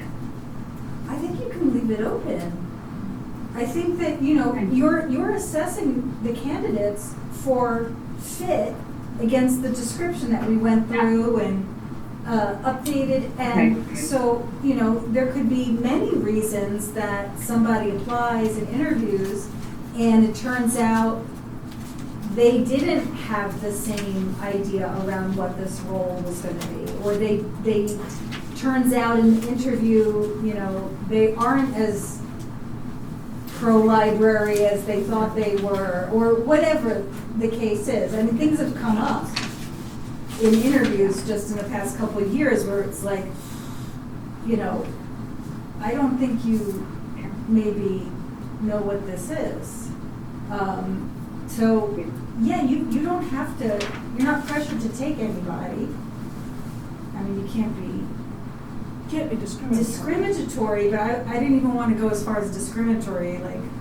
Yeah, no, I don't mean that, just if they're not a good fit. Yeah. I mean, just like in a job application, right? You wouldn't hire somebody just because they were the only person who applied if they weren't going to work out. Okay. Just checking. You have to kind of protect the integrity of the space, right? Like, for a certain kind of energy, and it's a positive energy, constructive energy, collaborative. Yeah. All right. Yeah, so we do need three votes to pass anything. Okay. Another vote. 3 votes. 3 voting votes. All right. We will see what shakes out after Friday. Tell your friends. When will you guys get this pretty soon and let us know? They usually send it pretty quickly. And then just shoot us an email or something? Yeah, and then, Tracy or I'll get those scheduled. Yeah, Basically. we've gotten, I think it's what we do. Whatever the city clerk sends you in Yeah. terms of like the person's applications. Yeah, they'll send over the packet. And we can work through those in advance. Yeah, I think it was pretty recent. I'm gonna give you the spotlight. Are we moving It's along? report time. Okay, I'm gonna see how I can do this quickly. One of them will steal from the 7A on the open house. But I also wanted it as a part of my report because on this Wednesday, and this ties into recruitment for the board, is the city-wide open house that our communications department has organized over at the senior center. It's from 4 to 7. The library will have a table there. And I will be with these flyers about joining the board. Cool. I don't know. Your Just pretend application it's is by me. tomorrow. What's that? Get your application in by the next day, right? Well, 2 days. 2 days, Friday. yeah. Okay. I mean, now this flyer has been posted all around the library. We've been doing social media runs. It's on our website. So that, from this last meeting, we talked about recruitment, and so Tracy and I worked with our marketing person and got this out there in that sense. But I will also bring these with me. I'll be there along with a couple other staff members to try to garner any last minute interest enjoy it more. And if you're inclined to come to the open house and wander around and do the same thing, it's Wednesday from 4 to 7. You might want to tell people that the website where you go to do the application says the applications have to be in by Friday the 18th, and that's not true. Because I thought it was too late. To find what we're looking at. Yeah. I found it in a few places, but never that date. I've only seen the 24th. Yeah, I'm not sure. Yeah. It came up on my council calendar as being closed on the 20th today, so. It was originally that date, I think, and they extended it. Yeah. Okay. Because I looked at them on Monday. Yeah. Well, But we can be there's there. that. Okay. I mean, we can do what we can do. Yeah. You know, Yeah. if we're fortunate enough to get people that are interested, that I can say, good luck. The information you saw is wrong. Go apply right now. Go right that. And this has a nice QR code to take them directly to the application. Oh, that's Yes. So there's that. I wanted to mention. What we will be doing there besides that is largely, we'll talk about the library, but we're going to heavy on the lockers. We have some great conference vendor exhibit halls type banners that replicate the locker so people can kind of see a life-size version of it. And it's National Library Week right now. Always the time to celebrate all things public libraries. Part of that is our new special edition library card, which the same artist, right, that designed the wrap for the locker and the van. This is the same artwork. These are available now for you too. What we are telling the public is if you want to exchange your current card for one of these, there's no charge. After National Library Week ends, which is on Sunday, which is on Saturday, 25th. Then what we will do is issue these for a donation of any amount to the Friends of the Library. Uh-huh. That's how you get one. So if you want one before that, you should do it now. I No. realize. As board members, just tell them, There you go. if you don't get there this week. Mine is Or so just make the battered. donation. Yeah, yeah. Do you know who I am? Yes. Yeah. I'm realizing we have to turn in our old card because these are gonna have a different number on them, They will have a different number, so, which will replace the one that we may or Yes. may not have memorized. correct. Yeah. So it's like getting a new debit card. Yes, yeah. I suppose you could just offer to make a donation to get one and then not use the number. That's an option. So it doesn't cancel your other card. If you did it that way, but otherwise it does cancel your card. You can only have one library card number. And you can't transfer the number from one to another. Yeah. Okay. They're embedded. I can't just glue it to the old card. You can. Yeah. You can. Put it on. So the code You is have a the fake old code. one, but You absolutely can. Why Why not?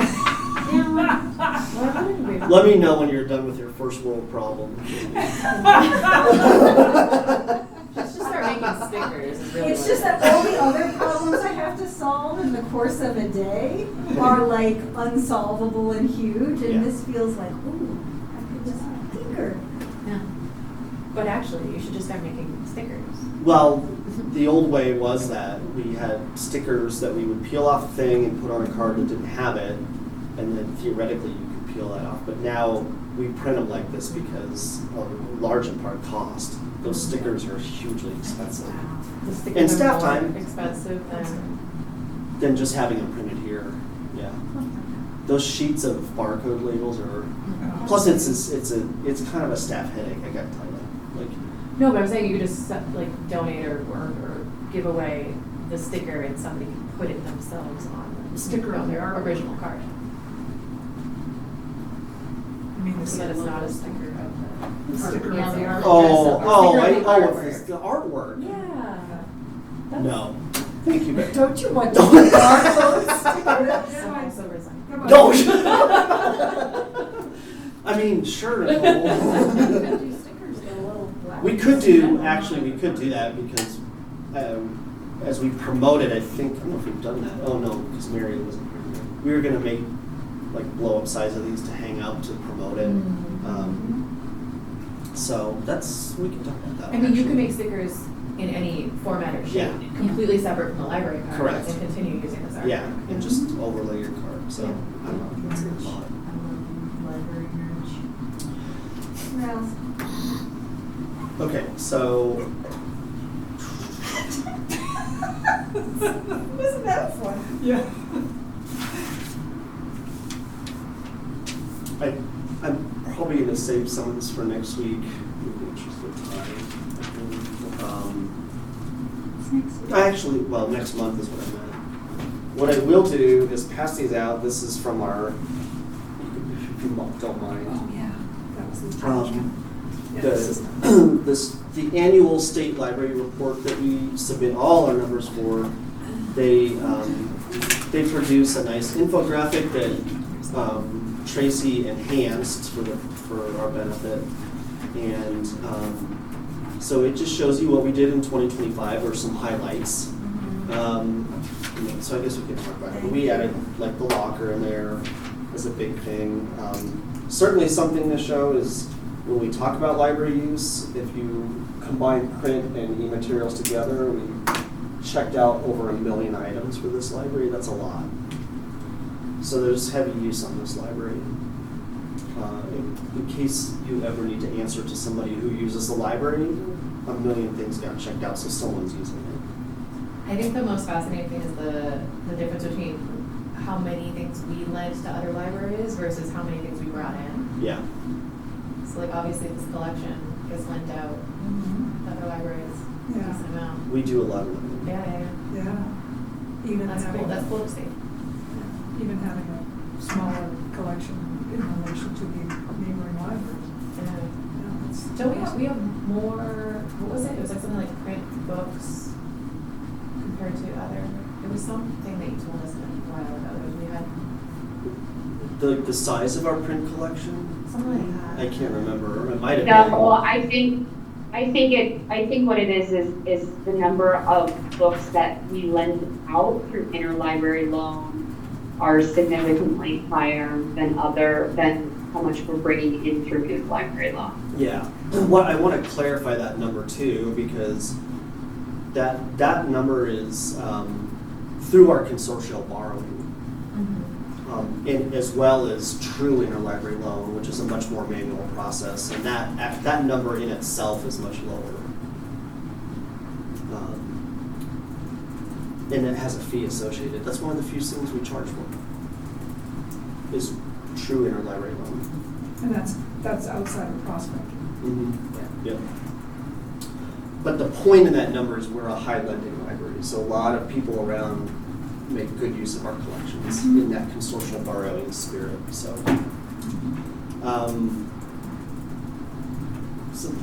we will also take these, and it could be in the next meeting or two where we will share a larger report with you all when we put together our annual report, which we do every year, and that'll have more.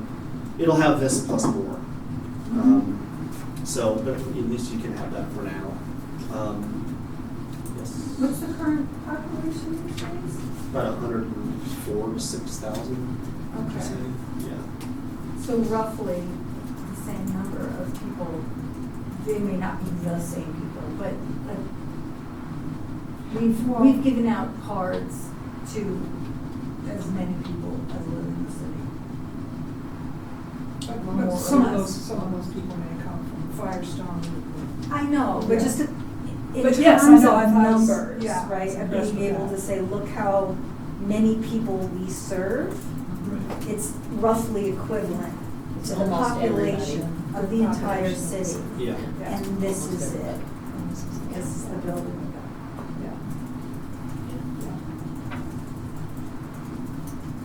It's striking. All right. Thank you. Yeah, the there's some other things like newsy items I can share next time, just like larger library news items. It's nothing real urgent, but I like to share that when I have it, but I think in the interest of time, the last thing I'll mention in our director's report, and it came up from somebody here a couple times about AI, but this has been a topic here, and other libraries, public libraries, and how they've dealt with potential AI policies and what that might look like. And it's some conversations we're having here likely to formulate into something, whether it's a standalone AI policy. I'm not sure. I think it's more likely that we would incorporate AI into our existing policies where it's relevant. So best example for that is collections. So think of things like we wouldn't like knowingly or intentionally collect things that are AI generated. We want creative works of, I can't talk anymore. Does that make sense? Human being. Thank you. Yes.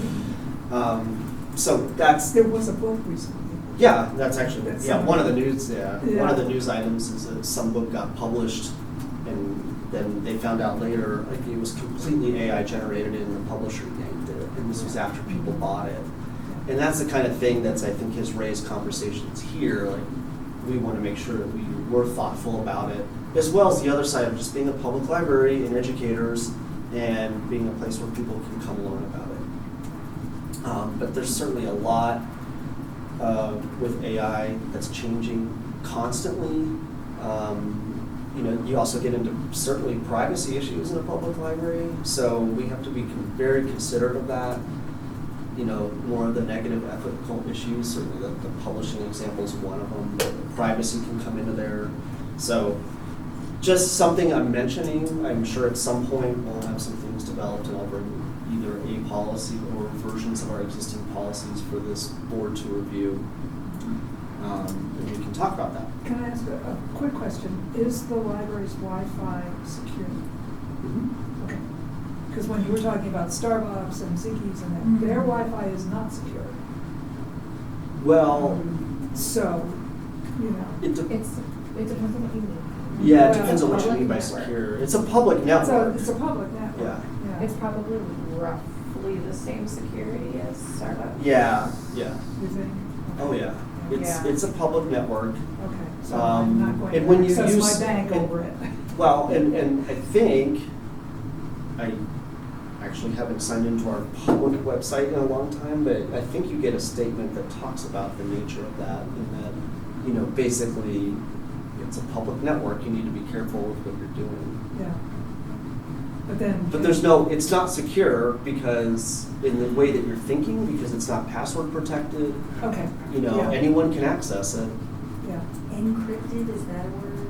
Is it information? Well, yeah, okay.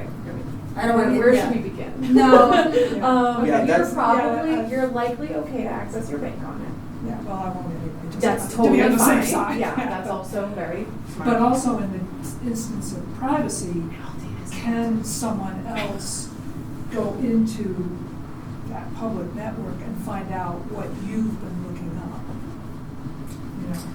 As a privacy thing, like your search history, like your search history. You can Not- get hacked I mean, anything can get anywhere. hacked. Your home network can get hacked Yes. potentially more easily than this public library network is, depending on how you set up your What I network. can tell you is how the public library tries to protect that is, at least if you're using our computers, at the end of every session, those computers completely reboot and wipe out all network activity. And it starts from a fresh state. Okay. that's good. So we can do it on our own equipment. We Yeah. obviously can't do that on someone's individual device. Yeah, okay, that helps. All right, that's my director's report. It's good enough. Yeah. Sure. Oh, yeah, this. Go ahead. This is just in addition to the infographic, but this was a board request, probably from a good year back, of the materials that we get requested the most. And as you'll see, we have well over 50% of ours as just print books. So I just wanted to share this with everyone. This can be added to that infographic. The children's book and the teen books are also probably print books, but they add to They that? are, yeah, so So that's obviously an overlap, but the Oh, okay. majority Okay, of I our see. materials are print books, yeah. But then I just separated out children's and teens specifically. Okay. And I'm sorry. No. Define requests. So these are requests we get directly through, mainly through our Make a Suggestion inbox. So if you're making a suggestion through the website, Okay. this is the majority of those requests coming through there. It's not borrowing requests, it's. No. So like Added. materials Yeah. added to collections. Okay. Yeah, thanks. That's really interesting. Thank you for putting this together.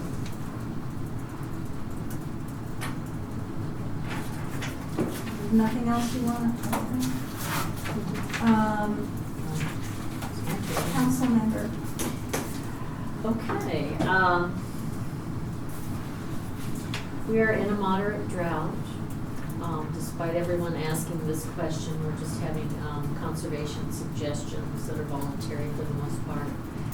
The water board, the water conservation, Hope Bartlett will be there at the open house and some other water members to talk about it. Pretty much, the city's gonna try to reduce their water by, 10% water usage. Golf courses, that type of thing, by 10%, and then it's gonna be voluntary for HOAs to do the same, and they've asked residents to wait until May to water lawns. And then, Longmont is in a pretty good position when it comes to water, so we're not being as strict as other towns around us. But once again, this became a question of communication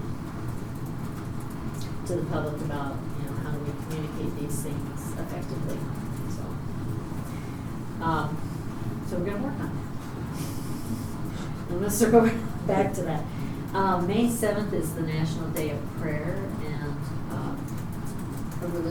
religious organizations have, what do I say, they've gotten a permit for the space between the library and the civic center. Yeah. And so,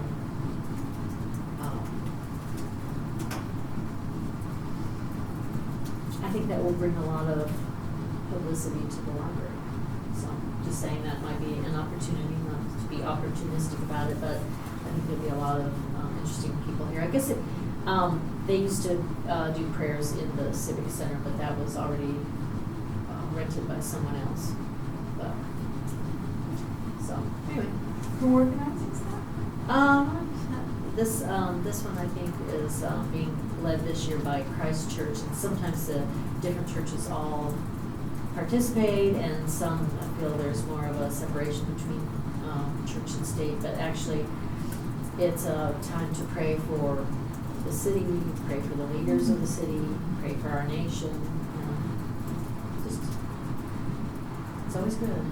Yeah, When the people are city, sending out good energy, it's a good time. the city clerk let us know, and asked us if we had anything planned for that, which we don't, so, no, it's fine. We just, that's a public space plaza, as you know. My only comment, which is for any group, not just this, is, they can't block access to the library, and if there are any kind of signage or things, or they want to bring that messaging in here, that's a no-go. Right. But that's all, yeah. There's plenty of stuff that happens on that plaza. Yeah. Yeah, and it does bring people, so come on in. Yeah. Yeah. That'll be from noon to 1 on that day. I think it's a Thursday. Okay. At our council retreat, we talked about combining boards, and different pairings were suggested. And actually, I see the library board as being more of a media focused endeavor. But it was mentioned to maybe pair the library board with the museum board, which I consider to be more historic and preservation.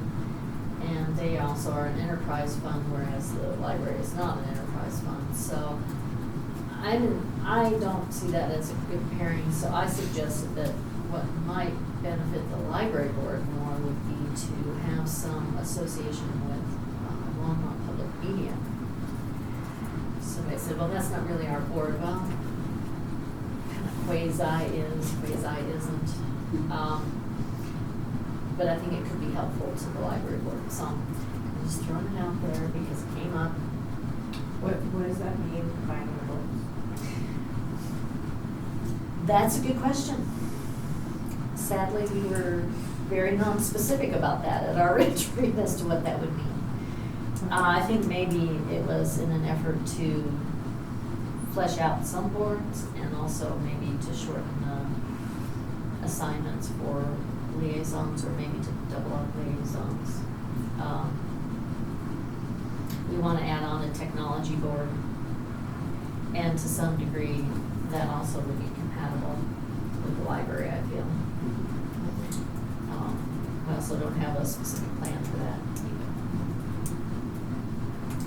And I appreciate your question, because I consider that a vision with no plan. Okay, so we got to continue if we're gonna plan this.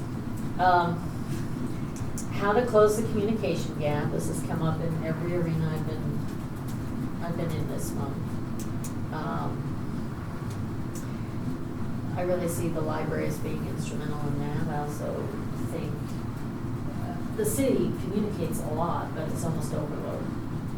Whereas if you come to a place like the library and you're calm and you can kind of peruse what's on the bulletin board, I think you have a much better chance of finding out what's going on in town. And also just, looking at the newspaper, as you mentioned. So, how as a library can we help to close that gap? It's just a question of some service that we can give to the city. And maybe one of those things that once circling back to the LPM is the idea of letting people know this whole list of services and materials that we provide is really instrumental, really useful. All right, so then in another arena, I work with building local business, and I have been a member of the LEDP and also visit Longmont and the Chamber of Commerce. But we still have a gap there when it comes to serving local business. And so what was suggested to me was to have a small business development organization. I don't know if it's organization, association. It seems like it ends with a C, but I don't remember what the last word would be. Small business development community project, maybe. A lot of times those are focused within the library. Just kind of fits in with everything that the library does. And so small businesses, local businesses, people starting businesses can come to the library and have access to internet and training on how to use some of those programs, and the SPPC person to help them figure out what they need to do to get that business going. And just all the resources are here. So I just wanted to throw that out. We're just at the very beginning conversation of that. But how does the library board feel about adding them to our fairly long list of resources? And that's all I have. Before the board answers from the board, I can tell you from the library standpoint, one of our librarians that works upstairs in adult reference, when that was vacant, we modified that position to have a local business outreach component. And so at least from my standpoint, I would like to have that person engaged in whatever kind of conversations if things happen. That would be a really good idea. Yeah. If we could get something like that going, there might be more grants associated with it. Yeah. Just throw it. Yes. Yeah. It's very early days. Yeah. Okay. Okay, so that's good to know. So you're already pro-business that way. Yes. I'm trying to garner that same thing. Just help local businesses. We have a lot of resources, but also partnership-wise too, where I feel like we could enhance programming. So maybe we partner with a bank or something that then maybe we offer like financial literacy classes here through an expert. And that kind of relationship is what I'm looking for, and that's the person that's trying to make those connections. I've been in libraries where resources were available, but you were kind of on your own. Yeah, And then I've been in libraries where there was a full-blown program. yeah, And business members came in on certain days and, yeah. kind of took over a floor and they all talked business. Yeah, a lot of bigger libraries will have like business librarians. I mean, Yeah, there they was- have that background and skill set, you know, sort of like having law librarians, you know. Yeah. And I'm not saying let's go from 0 to 60, Right, but, yeah, you know, well. maybe start at 0 to 5. Yeah, start at $5,000, where we go. And then help with that. Yeah, The L&D piece, and there's somebody that comes in once a week or once every 2 weeks, which isn't really enough okay. in our area, I think. Got it. So, I was just looking something up, but many years ago, I used to work at the Princeton Public Library, and they had a very robust program around what you're talking about. And it looks like it's developed even further since that time. I wanted to check and make sure it still existed before I offered it as a reference that you could see what they're doing. Because they do have like webinars and there's a calendar of events, and they had their own landing page on the library's website where you can navigate the various library resources, but through that lens of being a business owner or someone who's trying to start a business. I think it's a great idea. thanks, yeah. Yeah, when we started talking about the need for one, I thought we should do that at the library. Mm-hmm.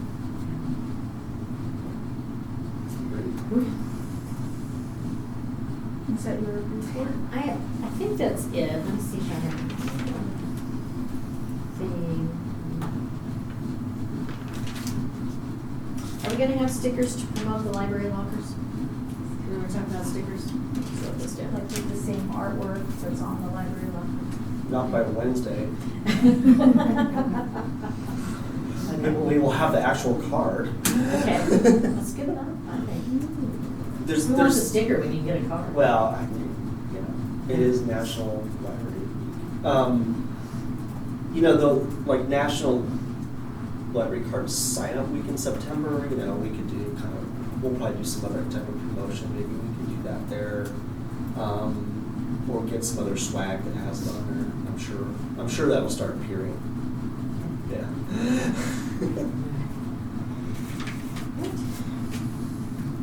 Is there anything more that you need from me? I know we won't be hitting the budget until August, I guess.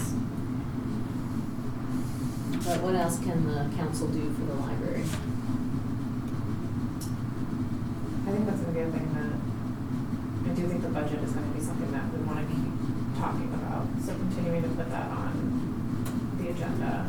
And then I'll start bringing that here because it's time. Right, and I think It's probably gonna be submitted. if anything, I think I'd potentially be interested in getting probably myself, members of the board to like maybe go to one of your meetings and make sure that people, I forget, the city manager, somebody makes the actual budget. It's a man's name, but I don't know. Harold Dominguez. There we go. Yeah. So we've talked about getting him, because I think he came and spoke to the exam advisory board. And so we've talked about getting him to speak to our board about how that all works.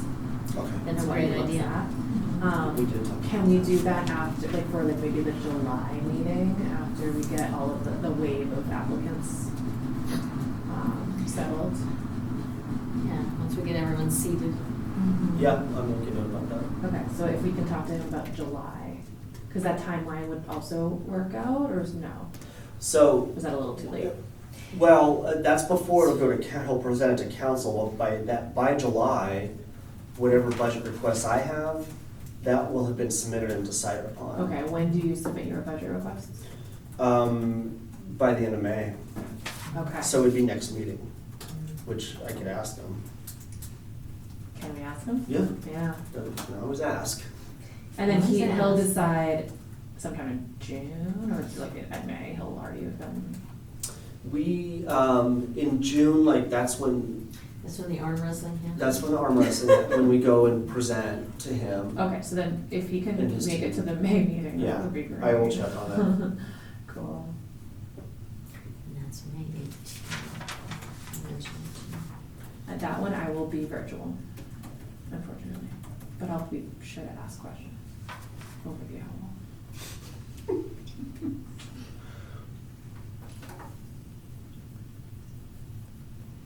Okay, cool. You had, do we have other requests for Diane though? Do you know what you're gonna ask for, Joan? Do you have? I know some, it'll be some personnel for our, what we call tech services, but backroom area, and that's largely informed by our big book vendor suddenly going out of business, and so a lot of the services we paid for, we gotta do in-house. Mhm. So I need some part-time work to help staff that, or there won't be books for the community, or it'll be severely late. So that's gonna be a big thing that I try to represent. There'll be some other, that's the biggest personnel thing I think I have. But I need to, I think I'm, with some of the requests I've asked every year, I'll ask again, which gets back to our, well, kind of going back to feasibility, right? But just trying to get us to a level of supporting collections and services programs at a level that we should for this city. So that'll be asking for more collections dollars, programming dollars. Those are all that level 2 stuff. That you'll see in there. Can we be more aggressive about ebooks? I hear this over and over and Yeah. over again from the community, that people are just really disappointed in Longmont Library's ebooks. And I Yeah. feel like that's the thing that I would definitely be talking to council about. But I think that needs to be, I forget your levels, but level 1, most important. So the level 1, the way the city at least defines that for my purposes are costs that I don't have a control over. So I was able to get that last year because the cost increase of ebooks. So now I'll ask for that again, but it won't be that large of a percentage, right? Because now it's just a year later. I can anticipate that e-content as a price point will go up probably, I usually average anywhere from 5 to 10% increase. That's one thing, but the additional money, I think, is what you're talking about, Mhm. that satisfies that. So yes, that'll be in Can there. you That'll be bring on those- its own Can you request. bring those numbers to the next meeting? In particular, when we looked at, you had these numbers, Yeah. I don't know, 6 months ago It or was something. probably was last year. Yeah, just because I feel like when we looked at that, it was something like the budget that you had requested had gone up a certain percentage, Yep. but it wasn't covering, you were losing ebooks every year. Yep. And that was within that level 1. Right, but I feel like you shouldn't be losing ebooks within level Well, we 1. shouldn't. I feel like level 1 should cover the same number of ebooks year after year. Yeah, not necessarily I the feel same that way dollar too. amount, but the same number of books. Yeah. Yeah, Well, then we're losing a lot for our community. right. Well, I agree. And that's Right. maybe a way to try to represent that this year. Well, that's It's what I'm just- saying, I Yeah. think we need to be yeah. more aggressive with that, Yep. because that is something that I think the community Yeah, really yeah. wants. Yeah. Really is asking for, and is going to other cities, going to Boulder to ask to get Yeah. other library cards so they can get ebooks from other libraries, not their Yeah. own city library that they're. So that sounds like making a statement at a council meeting and doing some background work to talk to constituents and find residents who are willing to come and And give comment. Yeah, that's impactful too. Right. The time would be now. But to I get think in we front should of also make council. sure that we're asking for that in the budget too. So Oh, I wanna make sure no, from that end, completely. we actually But the- are asking for it, and But the then- more that is vocalized, not Sure. just through my budget request, no matter Right. how good it's stated, Right. if the community's coming to council and saying like, Mhm. the ebook selection here is atrocious and it's a disservice to me, Yeah. like that will also help. Okay, cool. When people come to council, it helps. You're right, yeah, no, It's I been know. proven, yes, it does. I think yeah. this board needs to do more in that arena as well. Is it casual reading, or is there a specific focus to ebooks that are like, are people looking for I would say it's the gamut, I'm sure. I mean, Yeah. most of the And- content we have in ebooks is probably recreational reading. I mean, I'm not gonna say absolute, there's certainly a lot of more educational research type materials in there, but I don't know if that's predominantly what people use e-content for.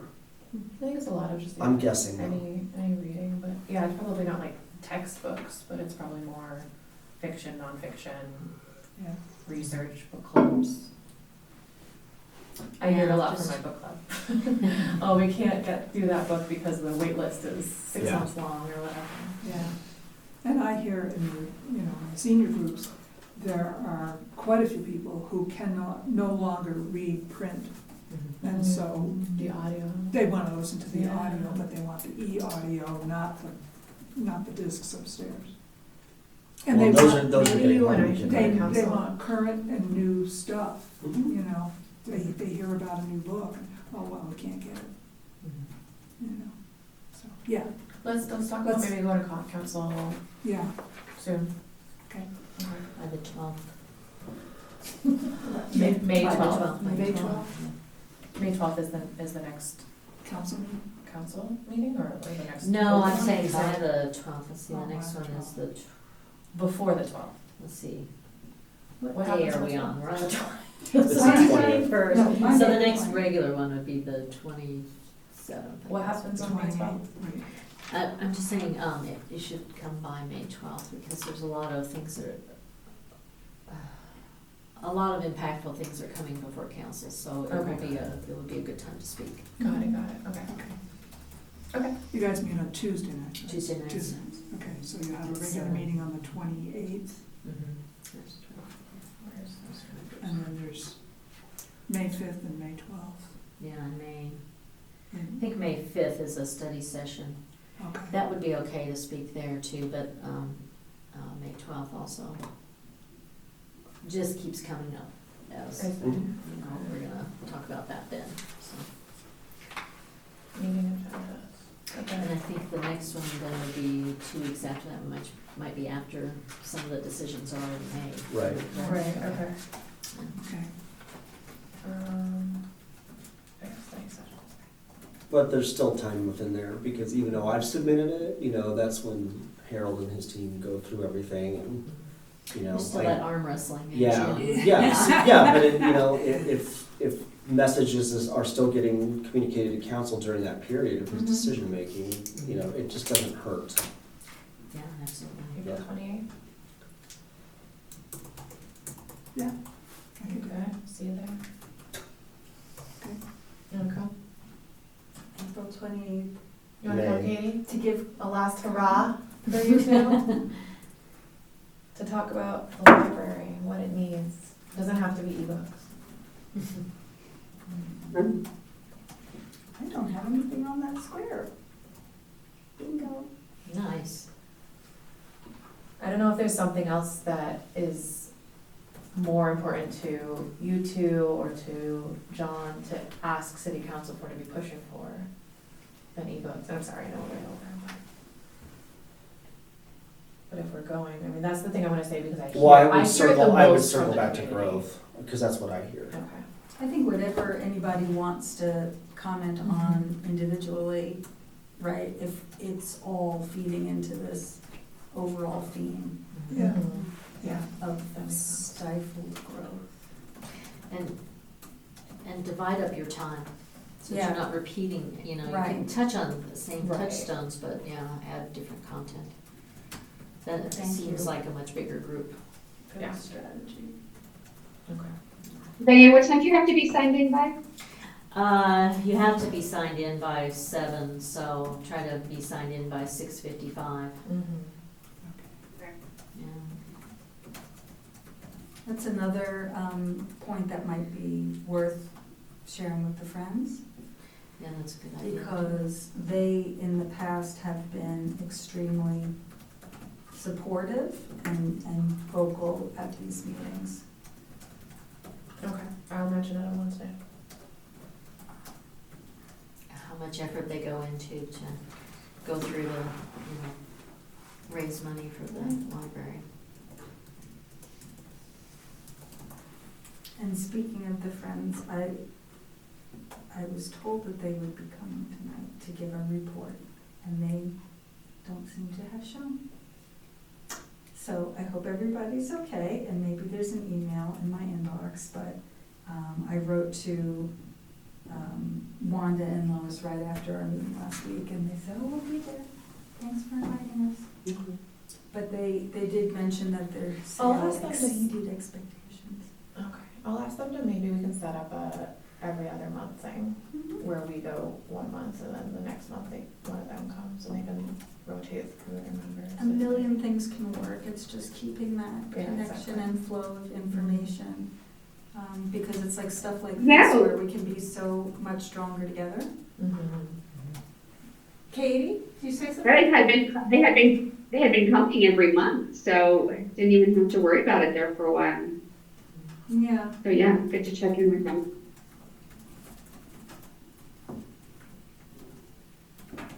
We already talked about the city open house. Yeah, and the other thing on there is our summer reading kickoff party, which is for all ages. It'll be right here at the library or outside. What's the date? 22nd, I believe. May 21st. Yeah, like I said, May 21st.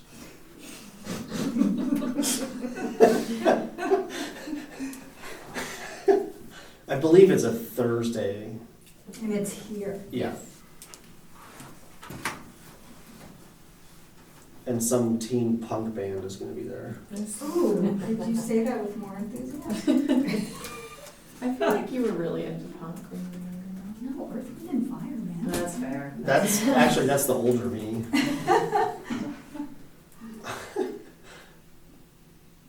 I didn't mean to make that sound like I didn't care. I just don't know, who they are. They're apparently pretty popular. Some young Yeah. But how do you Snappers. pronounce the band name? I don't know. Do you know? I Wait, think it's early Ori. oh. I believe so. Yeah. Okay. So.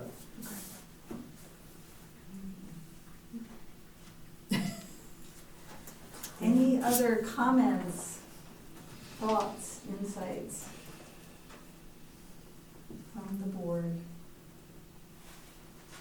I feel the life draining from my body as we edge toward 9:30. Mhm. Thank you, everybody, for Yeah. sticking it through. Are we good meeting May 18th? Any changes to schedule, please let us know.